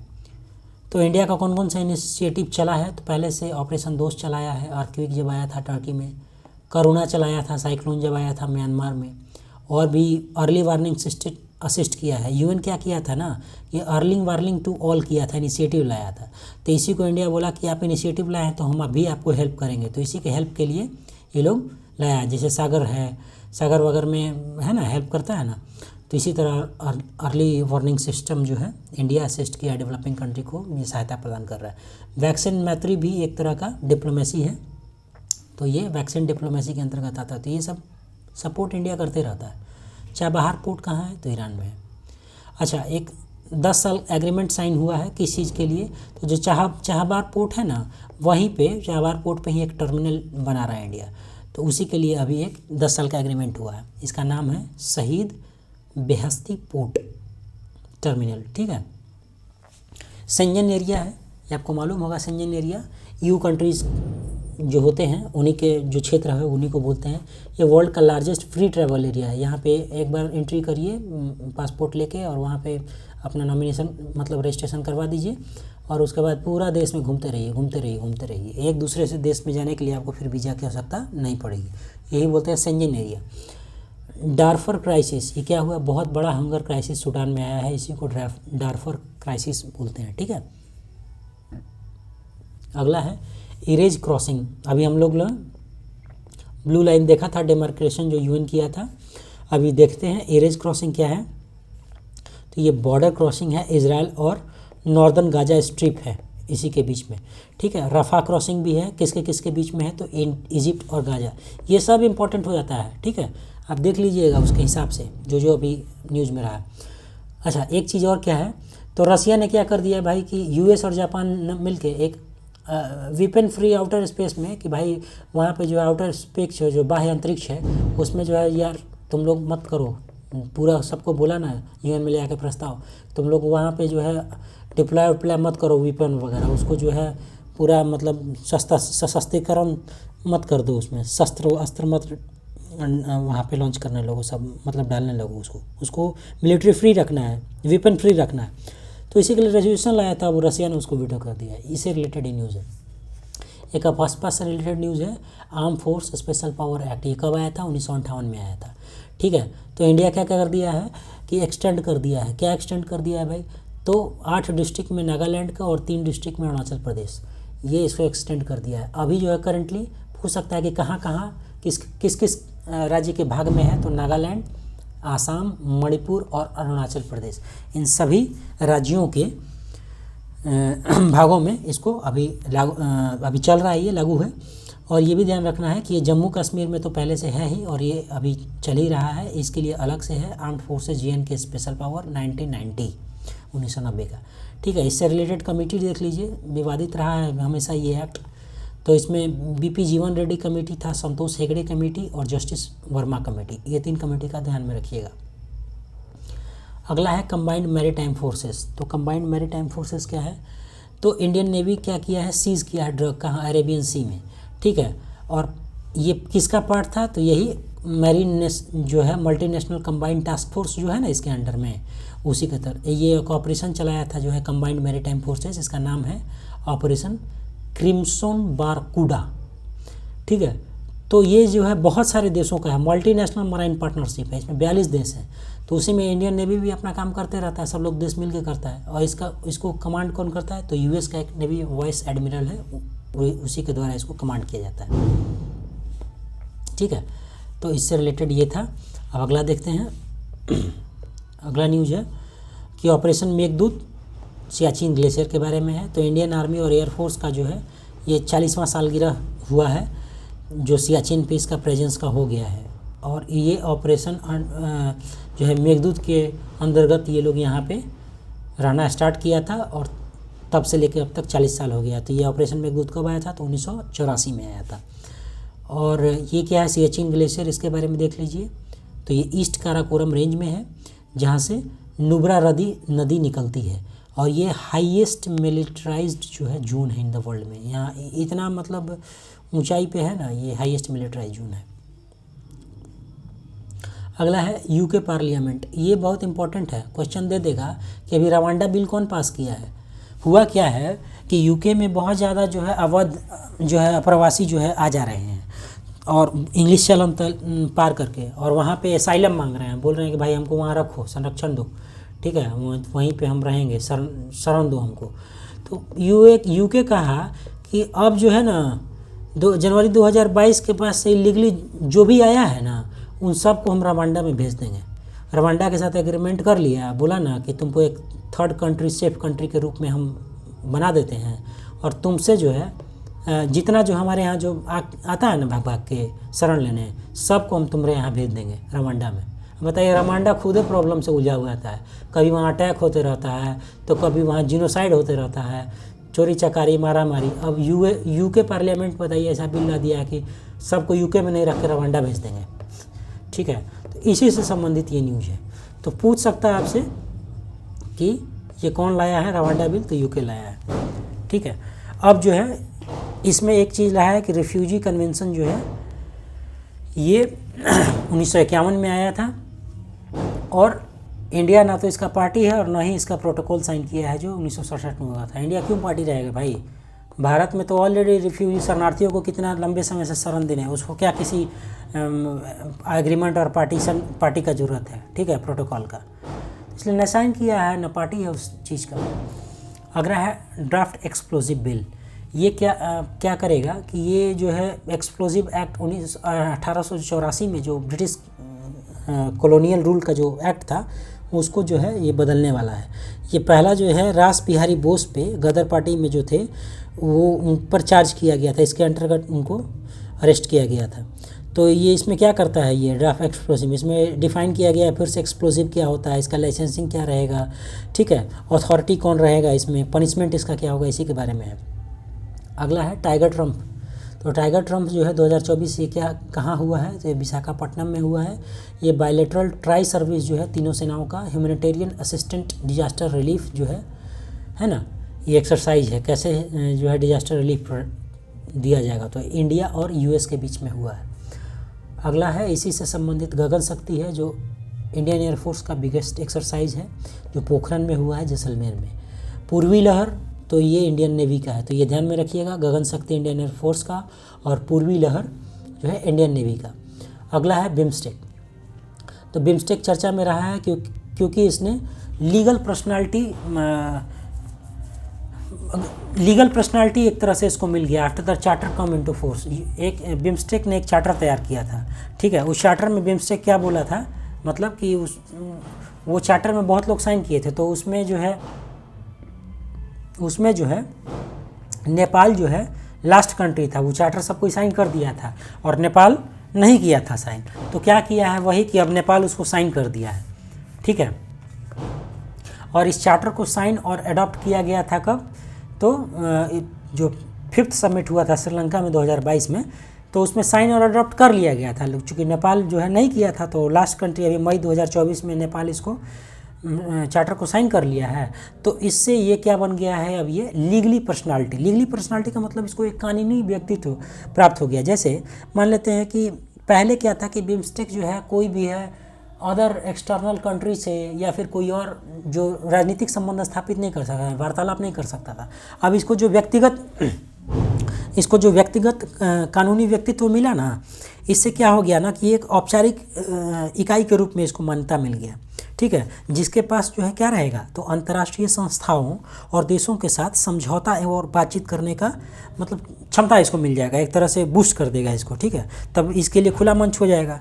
अब नए सदस्य के साथ ये वार्तालाप करेगा, नए ऑब्जर्वर स्टेट्स के साथ ये मिलेगा, बैठक करेगा, तो ये इसके लिए हो गया। बिम्स्टेक का स्थापना कब हुआ था, तो 1997 में हुआ था, बैंकॉक डिक्लेरेशन के थ्रू हुआ था। इसमें 7 कंट्रीज़ हैं, इसका सेक्रेटेरिएट कहाँ है, ढाका में है। अगला है India US strategic dialogue on Africa, Afghanistan वाला भी देखे थे। अब इंडिया यूएस का जो है स्पेशली अफ्रीका पर स्ट्रेटजिक डायलॉग हुआ है, कहाँ हुआ है, तो वाशिंगटन में हुआ है। इंडिया टेलीकॉम डिप्लोमेसी, ठीक है, अब इंडिया क्या किया है कि सेलिब्रेट किया है टेलीकॉम डिप्लोमेसी को, किस दिन, तो world telecommunication and information society day के दिन। ये कब मनाया गया है, तो 17 मई को। एनिमल डिप्लोमेसी क्या होता है, अरे जानवरों को देने का जो है ना, कि हाँ इंडिया ने जैसे रवांडा को गाय दे दिया था ना 2018 में, कि भाई 200 गाय तुमको दे देते हैं। ठीक है, तो इस तरह से ये एनिमल डिप्लोमेसी एक तरह से संबंधों को सुधारने के का ये है। तो उसमें अभी क्या है न्यूज़ में कि मलेशिया जो है to improve its environmental image, अपना एनवायरमेंटल इमेज जो है सुधारने का प्रयास किया है by putting towards the orangutan diplomacy. Orangutan क्या है, एक प्रकार का बंदर का प्रजाति है। ठीक है, ओरांगुटन, ठीक है, तो ये एनिमल डिप्लोमेसी के तहत ये कौन किया है, तो मलेशिया किया है। अब डिस्प्यूट, बहुत सारा डिस्प्यूट साउथ चाइना सी में हुआ है। जैसे 9 डैश लाइन पूछ देगा कि 9 डैश लाइन किससे संबंधित है, तो चाइना से संबंधित जो डिस्प्यूट्स है साउथ चाइना सी में उसी से संबंधित है ना, जिसमें जो है 9 तरह का डैश लाइन करके चाइना सबको कहता है कि मेरा है टेरिटरी। ठीक है, एक इमेजनरी लाइन बना दिया है चाइना। ठीक है, और क्या डिस्प्यूट रहा है साउथ चाइना सी में, तो पार्सल आइलैंड को लेकर रहा है, किसके किसके बीच, ताइवान, चाइना और वियतनाम के बीच। स्पार्टले आइलैंड को लेकर रहा है चाइना, ताइवान, वियतनाम, फिलीपींस और मलेशिया के बीच में। ठीक है, और स्कालबोरो जो है सोल को लेके चाइना, ताइवान और फिलीपींस के। इसमें स्पार्टली पार्सल और 9 डैश लाइन याद रखिएगा। ठीक है, जियो पॉलिटिकल रिसेशन क्या होता है, तो जैसे इकोनॉमिक रिसेशन होता है ना, उसी तरह जियो पॉलिटिकल। तो ये कौन पॉलिटिकल साइंटिस्ट थिंकर हैं जो बताए हैं इसके बारे में, तो एक इयान बीमर करके हैं। इन्होंने डिफाइन किया है कि भाई कि जब जो है जो ग्लोबल पावर का जो फ्रेमवर्क है ना, ये जब क्रम्बलिंग करने लगता है, जब क्षीण होने लगता है, गिरने लगता है, बर्बाद होने लगता है, तब जो है एक तरह से माना जाता है कि ये एक समय है जियो पॉलिटिकल रिसेशन का। तो इसी से संबंधित ये न्यूज़ था। अगला है पोखरण के बारे में। तो पोखरण के बारे में हम लोग देख लेते हैं कि 50 साल इसको हुआ है। 18 मई 1974 में इंडिया ने अपना पहला परमाणु जो है विस्फोट किया था और परीक्षण किया था उसका, और न्यूक्लियर टेस्ट किया था कहाँ पे, पोखरण राजस्थान में। स्माइलिंग बुद्धा इसका नाम था प्रोजेक्ट का, और टेक्निक फ्यूजन यूज़ किया था, plutonium as a fuel use किया था, ईंधन के रूप में प्लूटोनियम का इस्तेमाल किया था। ठीक है, तो इससे रिलेटेड ये न्यूज़ है। अगला है DRDO ने क्या किया है, तो सक्सेसफुली जो है फ्लाइट टेस्ट किया है किसका, तो स्मार्ट सिस्टम में एक लाया supersonic missile assisted release of torpedo. ठीक है, यही है। तो स्मार्ट क्या है, तो next generation missile based light weight torpedo delivery system है, टॉर्पीडो को डिलीवर करने के लिए ये लॉन्च किया। अब देखते हैं कि UAPA एक्ट, अनलॉ एक्टिविटीज़ प्रिवेंशन जो है एक्ट है, ये कब था, तो ये 1967 में लाया गया था। तो इसके अंतर्गत एक सुप्रीम कोर्ट ने ऑर्डर दिया है। ठीक है, ये प्रवीर जो है कायस्थ जो है उनका केस जो था, एसी ने उसमें कहा है कि investigation agency should provide written reason for arrest. ठीक है, जिस UAPA से रिलेटेड केस रहेगा उसमें भाई रिटन जो है रीज़न दीजिए रिटर्न में कि क्यों अरेस्ट कर रहे हैं। तो ये आप याद रखिएगा कि प्रवीर जो है पुरकायस्थ जो है ना, प्रवीर पुरकायस्थ बनाम दिल्ली सरकार का जो था, उसमें सुप्रीम कोर्ट ने ऑर्डर दिया। अब इंडियन आर्मी और नेवी ये हर्मीज 900 इजराइल से ले रहा है, हर्मीज 900। ठीक है, सर्विलांस को बढ़ाने के लिए। तो क्या है, एक तरह का ये हर्मीज 900 ड्रोन है, इसी को दृष्टि 10 ड्रोन भी कहा जाता है। किससे ले रहा है, इंडियन आर्मी और नेवी, इजराइल से। अगला देखते हैं रिसेंटली क्या हुआ है कि summit on peace in Ukraine, जिसका टाइटल था पाथ टू पीस समिट, ये कहाँ हुआ है स्विट्ज़रलैंड में, और Indian ministry of external affairs में पार्टिसिपेट किए थे इनके जो सेक्रेटरी हैं, इसीलिए ये न्यूज़ में है। अगला है Chinese aggression in the Indo Pacific has prompted the emergence of S squad.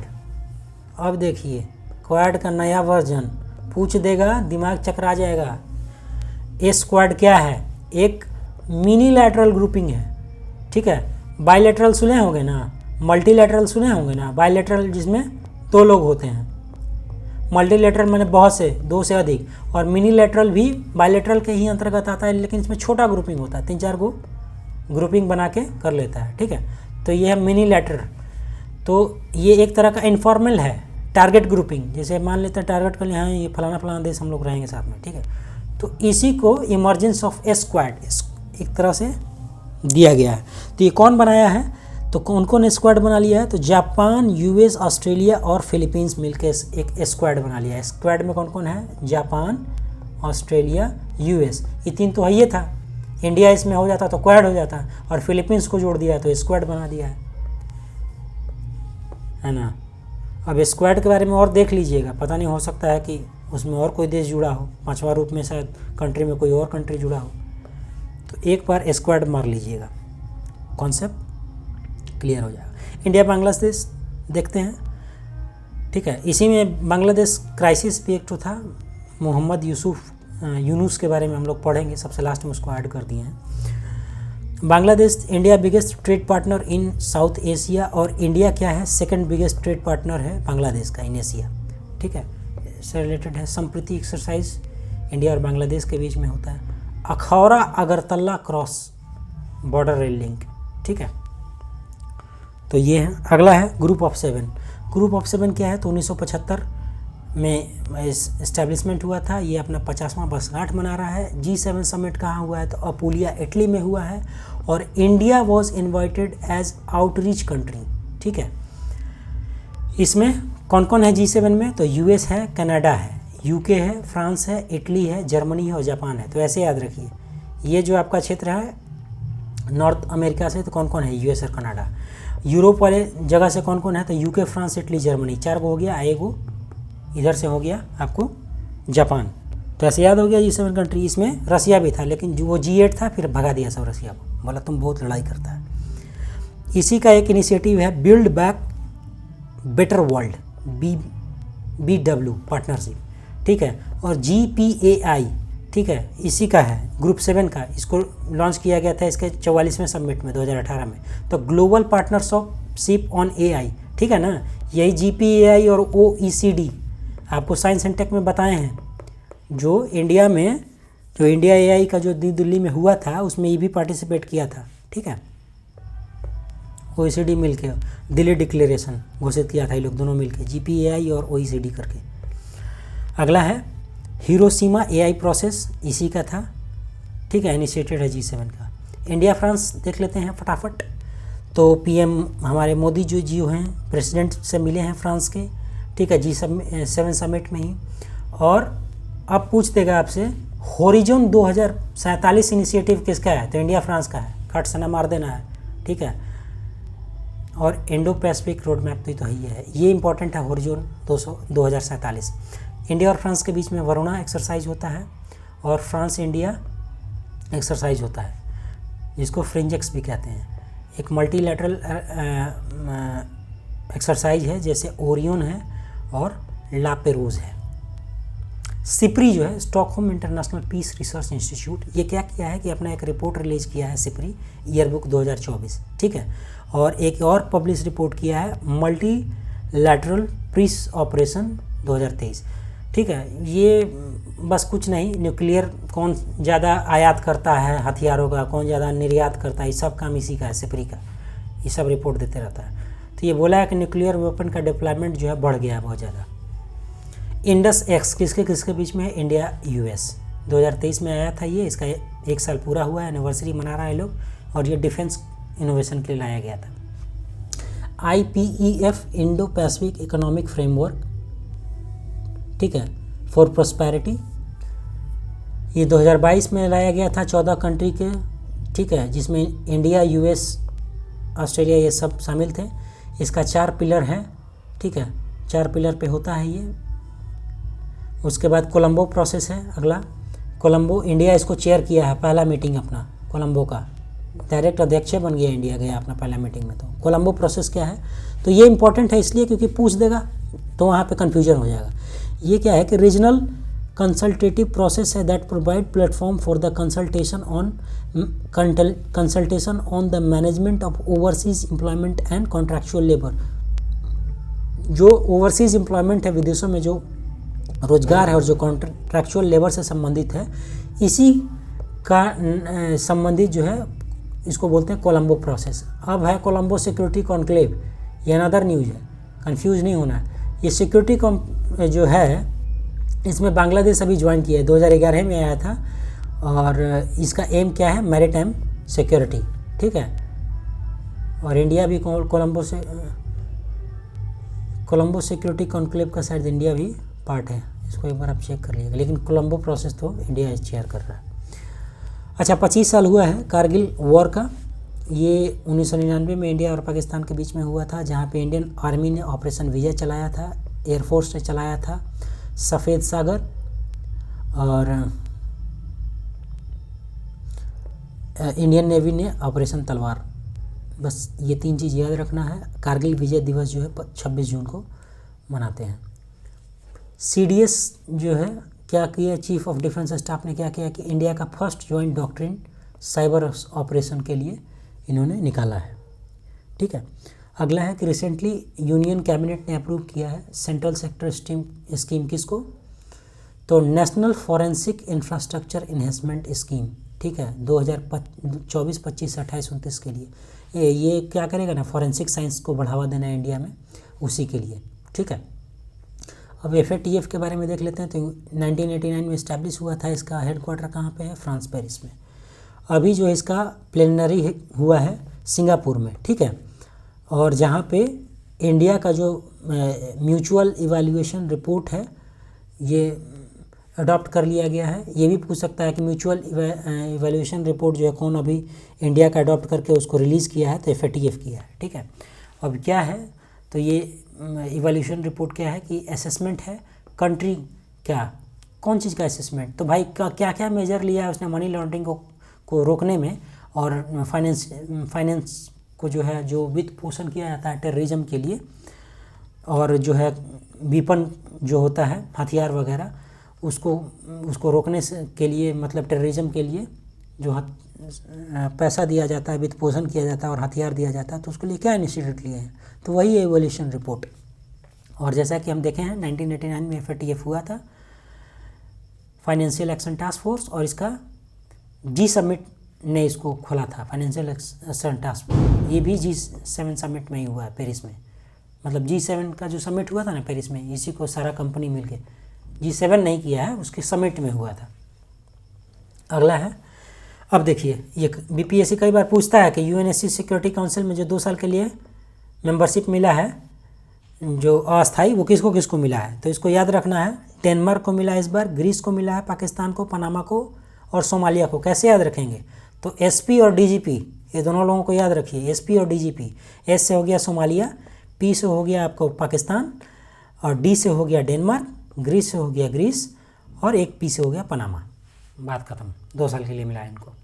अगला है प्रोजेक्ट 28। क्या है, INS किल्टन, जो प्रोजेक्ट 28 है का भाग है, वो anti submarine warfare corvette visited Brunei में गया है ये as a part of operational deployment, ठीक है।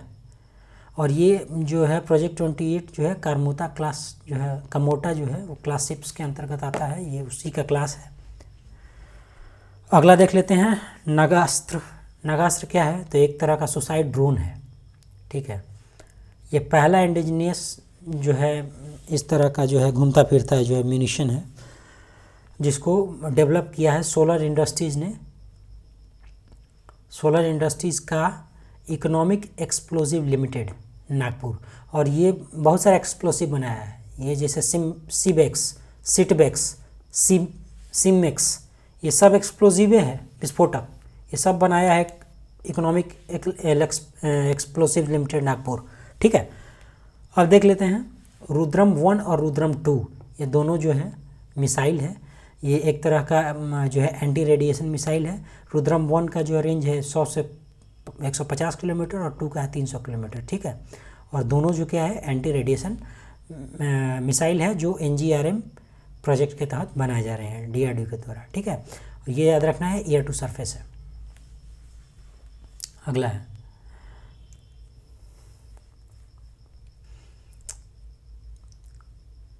DRDO handed over medium range microwave obscurant chaff rocket to Indian navy. ठीक है, DRDO ने इंडियन नेवी को ये रॉकेट दिया है, जिसको MR मॉक कहते हैं।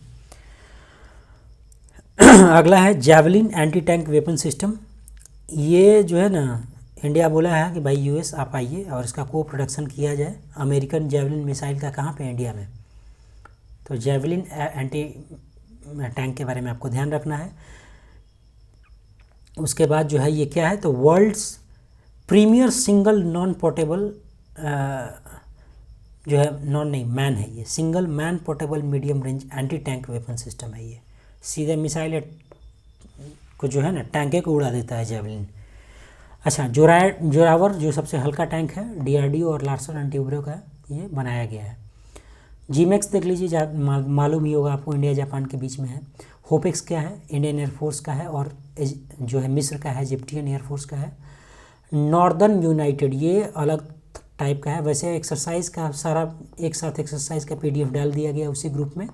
PCS विंडो चैनल पे आप जाइएगा, PCS विंडो चैनल पे आप जाइएगा, चैनल से जुड़ जाइएगा। वहाँ पे आपको एक ग्रुप में लिंक मिलेगा। उस ग्रुप को स्पेशली बनाया गया है 70वीं BPSC के लिए। उसमें बहुत सारा PDF, क्विज, टेस्ट सीरीज सब कुछ डाला हुआ है, और ज़्यादा हेक्टिक भी नहीं बनाया, इतना ना चीज़ नहीं डाल दिया गया है कि आप उसको रिवाइज ही नहीं करें। अगर आप चाहेंगे ना तो पूरा ग्रुप को एक ही दिन में खंगाल जाएंगे, इतना आसान है। मतलब अभी 1 महीना पहले ही उसको उसमें इंपॉर्टेंट मटेरियल डाला है, ऐसा नहीं कि कुछ भी हाउच पाउच डाल दिया गया उसमें। ठीक है, तो उसको आप चाहें तो 1 दिन में ही पूरा रिवाइज कर जाइएगा। तो उसको जाके जुड़ जाइएगा उस ग्रुप से, और सब फ्री है, फ्री मटेरियल प्रोवाइड किया गया है। मन करे तो टेस्ट सीरीज का कम से कम आंसर की 4-5 गो टेस्ट है, उसका आंसर की पढ़ जाइएगा, इंपॉर्टेंट है बहुत ज़्यादा। ठीक है, तो नॉर्दर्न यूनाइटेड जो है चाइना और रसिया के बीच में है। SCO का जो है समिट हुआ है कहाँ पे, 24वां काउंसिल ऑफ हेड का, तो ये अस्ताना कजाकिस्तान में हुआ है। इसका टाइटल क्या था, पूछ देगा theme, strengthening multilateral dialogue striving towards sustainable peace and prosperity. ठीक है, इसको ध्यान में रखिएगा। और for the first time UN secretary attended this summit. क्या भाई खास है इसमें, तो पहली बार UN सेक्रेटरी इसमें भाग लिए हैं। अगला है कि बेलारूस क्या किया है कि वो इसका 10वां मेंबर बना है। ईरान इससे पहले 2023 में बना था, उससे पहले इंडिया और पाकिस्तान 2017 में बना था। ठीक है, तो SCO का स्थापना जो है ये 2001 में हुआ था, जिसमें रसिया, चाइना, किर्गिस्तान, कजाकिस्तान, तजाकिस्तान और उज्बेकिस्तान है। ठीक है, ये याद रखिएगा, गड़बड़ मत कीजिएगा, इसमें तुर्कमेनिस्तान नहीं है। तो SCO में तुर्क नहीं है, तुर्क। ठीक है, बाकी है इसका मेंबर। PM मोदी जी इसमें लॉन्च किए थे सिक्योर इनिशिएटिव, एक तरह का विजन। ठीक है, MESC ऐसे करके है। ठीक है, अगला है पापुआ न्यू गिनी के बारे में है। यहाँ पे बहुत ज़्यादा लैंडस्लाइड आया था। ठीक है, इंडिया ने फिर से अपना ह्यूमैनिटेरियन एड दिया है, तो ये मानवीय एक सहायता दिया है। अगला है इंडिया ज्वाइन किया है UN का लीड कॉन्फ्रेंस ऑन अफगानिस्तान इन दोहा। तो हम लोग तो देख ही लिए थे, कॉन्फ्रेंस ऑफ अफगानिस्तान एक और हुआ था, और ये जो UN जो करवाया है कॉन्फ्रेंस ऑफ अफगानिस्तान, ठीक है, वो दोहा में हुआ है और उसको इंडिया ने ज्वाइन किया है। अगला है, अब थोड़ा सा ही बचा हुआ, 98 हो गया है देखिए, और 120 उसके करीब में है, तो थोड़ा सा धैर्य बना के रखिए। ठीक है, और बस 10-15-20 मिनट में ये ख़त्म होने वाला है। तो अकॉर्डिंग टू वीपो patent landscape report on gen AI, China इसमें क्या किया है, रैंक 1 है, 70.3% इसमें है जो पेटेंट हुआ है। ठीक है, जो 14 से 23 के बीच में जो पेटेंट, और इंडिया का जो है 5th रैंक है, उसमें 2.5% मात्र हुआ है। ठीक है, जनरेटिव एआई का जो भी पेटेंट हुआ है। अगला देख लीजिए 99, यूएस कांग्रेस ने क्या पास किया है, तो promoting a resolution to the Tibet China dispute. बोला है यूएस कांग्रेस, यूएन नहीं, यूएस कांग्रेस। तो यूएस कांग्रेस बोला है कि भाई चाइना और जो तिब्बत का है डिस्प्यूट को हम सॉल्व कर देंगे। ठीक है, उसी के लिए रेजोल्यूशन पास किया है। क्वेश्चन पूछ देगा कि तिब्बत और चाइना का जो डिस्प्यूट है उसके लिए रेजोल्यूशन कौन लाया है, यूएस का लाया है, यूएन लाया है, ऑस्ट्रेलिया कैबिनेट लाया है, इंडिया का जो है संसद ला दिया है, पार्लियामेंट। ठीक है, तो इसको आप मार दीजिएगा खट से ना कि यूएस का कांग्रेस लाया है इसको। उसके बाद अगला है कि इंडिया का फर्स्ट ओवरसीज जन औषधि केंद्र कहाँ खुला है, पहली जो इनोग्रेट किया मॉरिशस में किया गया है। ठीक है, ये माइक्रोसॉफ्ट जो एक सॉफ्टवेयर अपडेट कर रहा था उसी में क्या हो गया कि क्राउड स्ट्राइक हो गया, मतलब पूरा उसका सिस्टम में ठप हो गया। ठीक है, तो इससे संबंधित रिसेंटली क्या हुआ है, तो वो महाराष्ट्र गवर्नमेंट क्या है, हाँ, ये क्या किया है कि एक पब्लिक सिक्योरिटी बिल लाया है अर्बन नक्सलिज्म को कर्व करने के लिए। बोला है कि अर्बन नक्सलिज्म बहुत बढ़ रहा है, इसी को दूर करने के लिए, इसी को कर्व करने के लिए, ठीक है, महाराष्ट्र गवर्नमेंट ने लाया एक तरह का पब्लिक सिक्योरिटी बिल। अगला है ग्लोबल साउथ, तो इंडिया होस्ट किया है। ठीक है, पहला और दूसरा भी इंडिया ही होस्ट किया था, और सबसे बड़ी खासियत है कि पहला, दूसरा और तीसरा तीनों वर्चुअली हुआ है अभी तक ग्लोबल साउथ। तो इसमें 123 देश हैं। ठीक है, इसमें पार्टिसिपेट किए थे, जिसमें चाइना को बोला बाय बाय और पाकिस्तान को बोला बाय बाय, बोला तुम दोनों को आने का आवश्यकता नहीं है, तो ये दोनों को बुलाया ही नहीं। इसका थीम क्या है, बहुत इम्पॉर्टेंट, कि अगर पूछ दिया कि ग्लोबल साउथ जो इस बार हुआ है वर्चुअल समिट, उसका थीम क्या है, तो उसका थीम है an empowered global south for a sustainable future, यही इसका थीम है। अगला है इंडिया क्या किया है कि प्रपोज किया है क्या कि भाई एक comprehensive human centric global development compact को, जो कि जो कर्ज जो बढ़ रहा है डेवलपिंग कंट्रीज़ पे ग्लोबल साउथ में, उसी से संदर्भ में एक प्रपोज किया है कॉम्प्रहेंसिव रिपोर्ट को, मतलब एड्रेस करने के लिए। अगला है 10 साल हो गया है इंडिया के एक्ट ईस्ट पॉलिसी का। ये एक्ट ईस्ट 2014 में ईस्ट एशिया समिट जो हुआ था उसी में लाया गया था। इंडिया पोलैंड, तो इसमें क्या है कि पीएम विजिट किए हैं, और इंडिया क्या करेगा, एक Jam Sahib of Nawanagar youth exchange programme India और पोलैंड के बीच में स्टार्ट करेगा। इंडिया और पोलैंड में एक ख़ास कहानी ये है इनके रिलेशन में, जिसको हम नोट कर लिए हैं, हो सकता है पूछ ले, कि वर्ल्ड वार 2 में जो है ना, जो महाराजा जाम साहब थे दिग्विजय सिंह जी, वो एक कैंप लगाए थे जामनगर में। वो जो वर्ल्ड वार जो 2 हो रहा था ना, उसमें जो रिफ्यूजी थे जो पोलैंड के, उनको शेल्टर प्रदान किया था, उनको संरक्षण प्रदान किया था वहाँ पे। ठीक है, जो यूएसएसआर से डिस्प्लेस होके आए थे, तो इसलिए ये उन्हीं के स्मृति में पोलैंड में वहाँ पे पार्क उर्क बनाया गया है। तो ये न्यूज़ में था। और इंडिया यूक्रेन, वहाँ भी पीएम विजिट किए हैं, और उनको यूक्रेन को 4 को भीष्म क्यूब दिया गया है। यूक्रेन को भीष्म क्यूब हम साइंस एंड टेक के वीडियो में बता चुके हैं क्या है, एक तरह का पोर्टेबल हॉस्पिटल है। ठीक है, पैरा डिप्लोमेसी क्या होता है कि एक प्रकार का इसको स्टेट डिप्लोमेसी। अभी केरला ने क्या काम किया कि सीधे जो है फॉरेन सेक्रेटरी को नियुक्त कर दिया।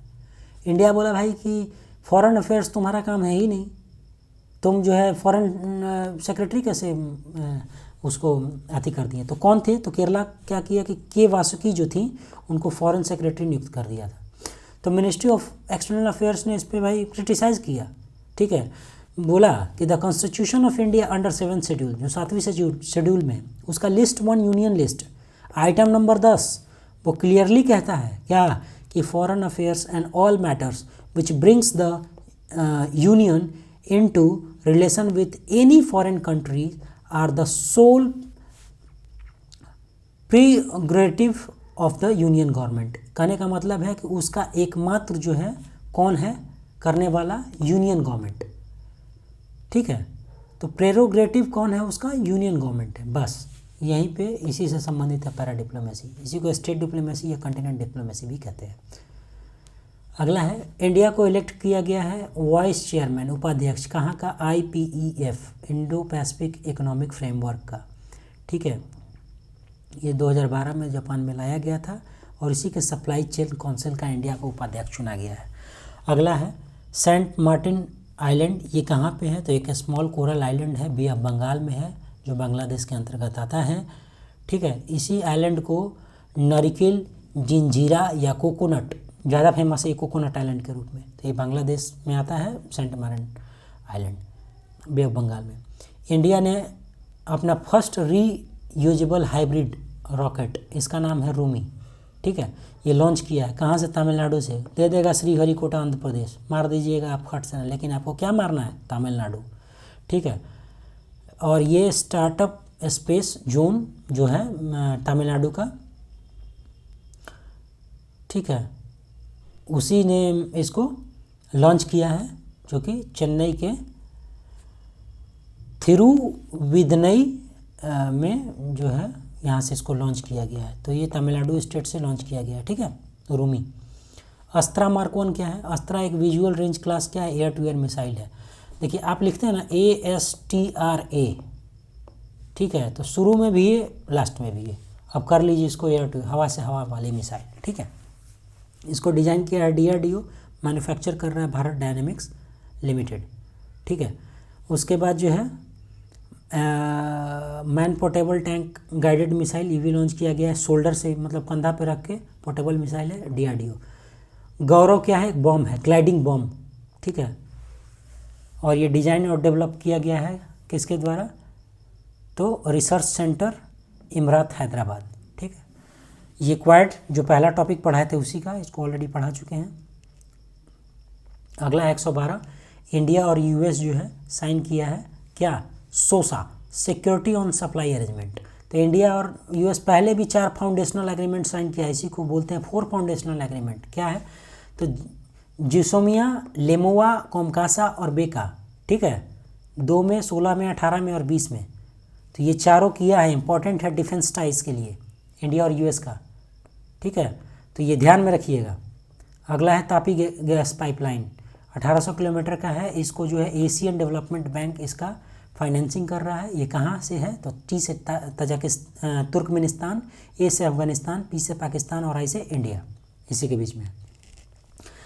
अभी ज्वाइंट एक्शन प्लान 2024 से 28 के लिए अडॉप्ट किया है कौन, तो भाई रिसेंटली जो है held first ever India gulf cooperation council, India का और गल्फ कॉपरेशन काउंसिल का जो है ये मीटिंग हुआ है। इसमें जॉइंट एक्शन प्लान जो है लाया गया है, और ये पहला मीटिंग हुआ है इंडिया का गल्फ कॉपरेशन काउंसिल के साथ।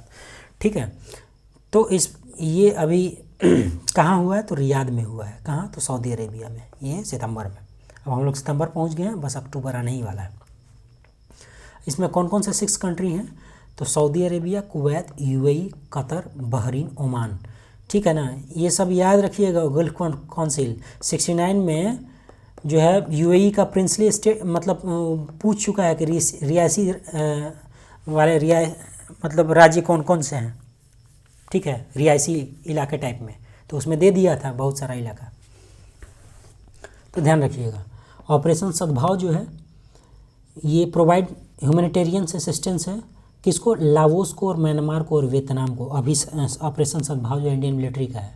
ठीक है, ये टाइफून जो यागी आया था उसके लिए। ठीक है, एग्जिस्ट और रेजिस्टेंस, ये क्या है भाई, तो ये नेटवर्क है of autonomous militant Islamic group led by, ये क्या करता है ना कि ये अपना चारों प्रॉक्सी को यूज़ करता है, ईरान।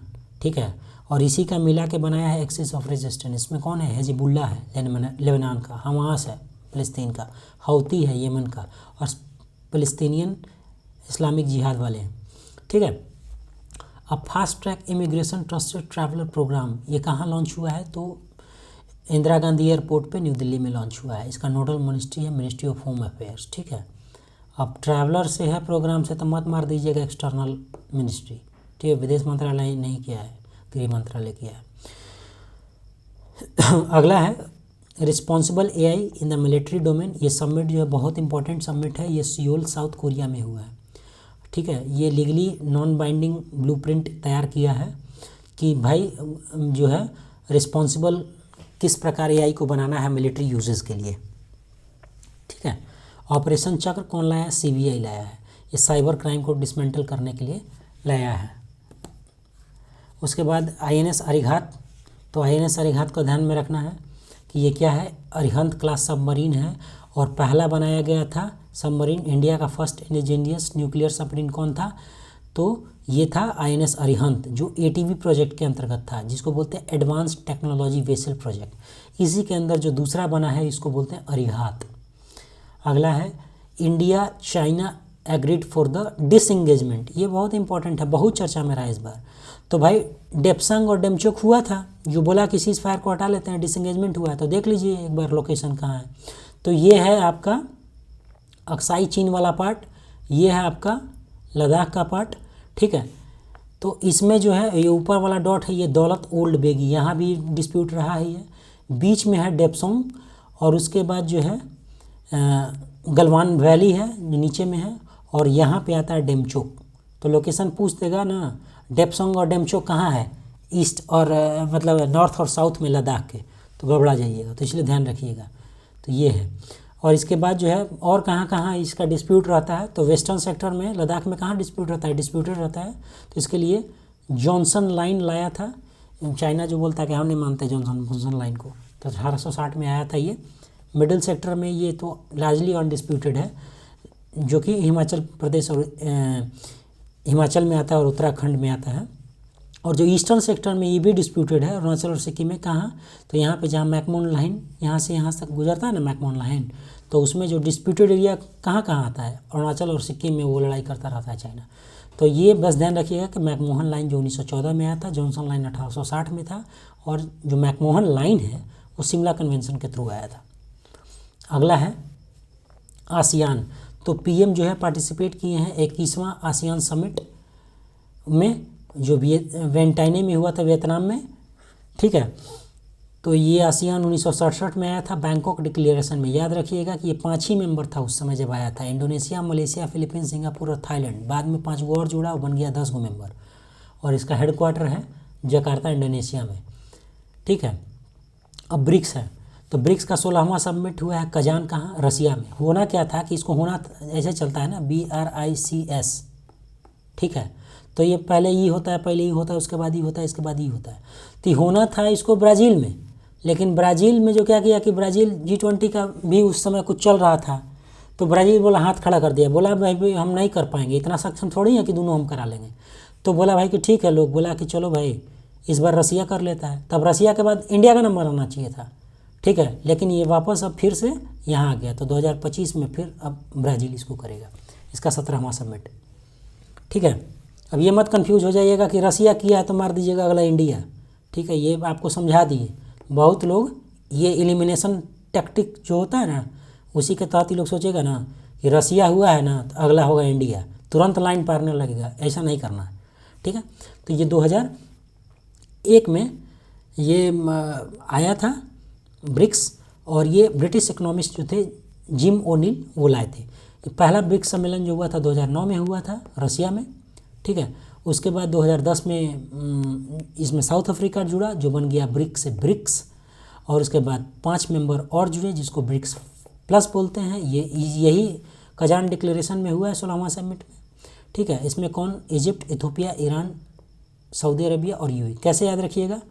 कोई नहीं कहता है मैं तुम्हें देख लूँगा, मैं तुम्हें देखता हूँ, I see you। ठीक है, तो आई से क्या हो गया? आई से हो गया ईरान, एस से क्या हो गया? सऊदी अरेबिया, ई से क्या हो गया? तो इथोपिया, अगला ई से क्या हो गया? तो इजिप्ट, और यू से क्या हो गया? यू से क्या हो गया? यूएई।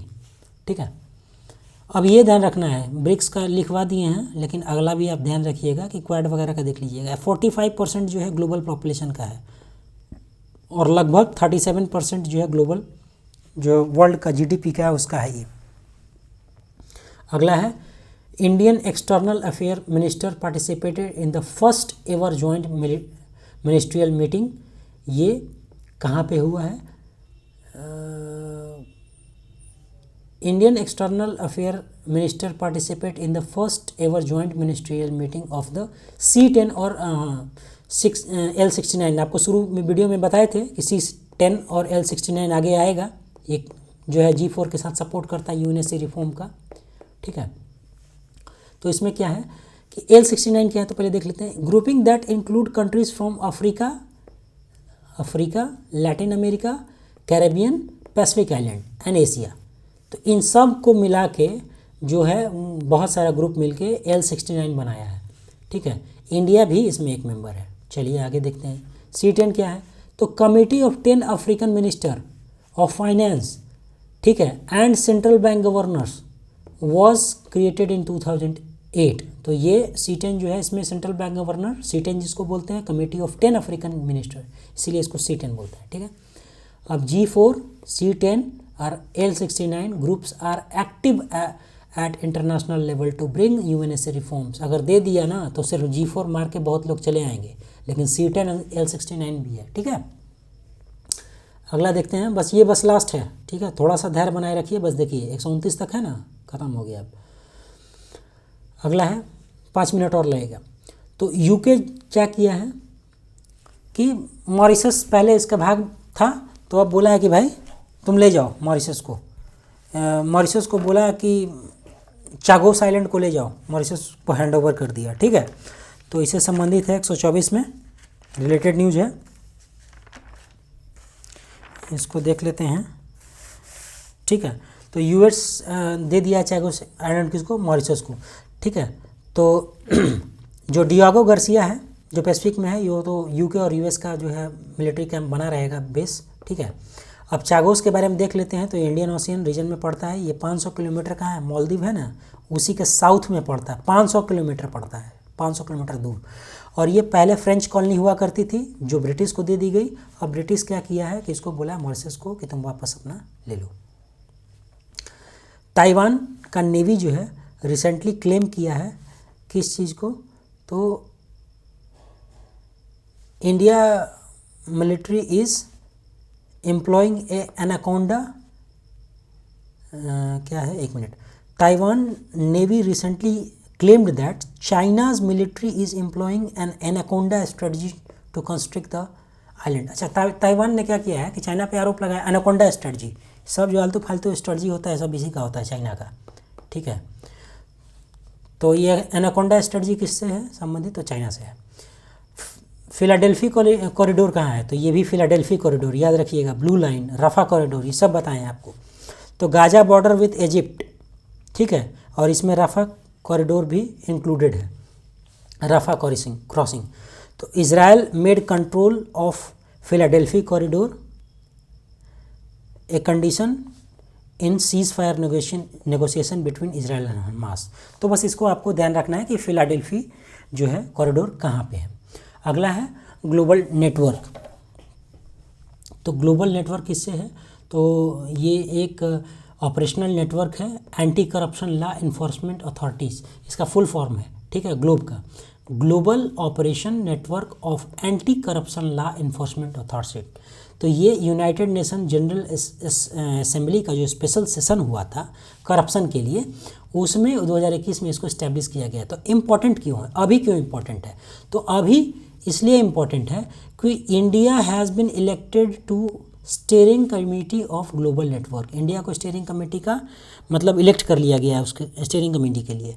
और ये जो ग्लोब नेटवर्क था ये लॉन्च किया गया था G20 फ्रेमवर्क के तहत। तो इसमें मान लेते हैं आपको दे देगा ब्रिक्स, आपको दे देगा G20, आपको दे देगा SCO, पूछ देगा ग्लोब नेटवर्क किसका जो है पहल है, तो आप मार दीजिएगा G20।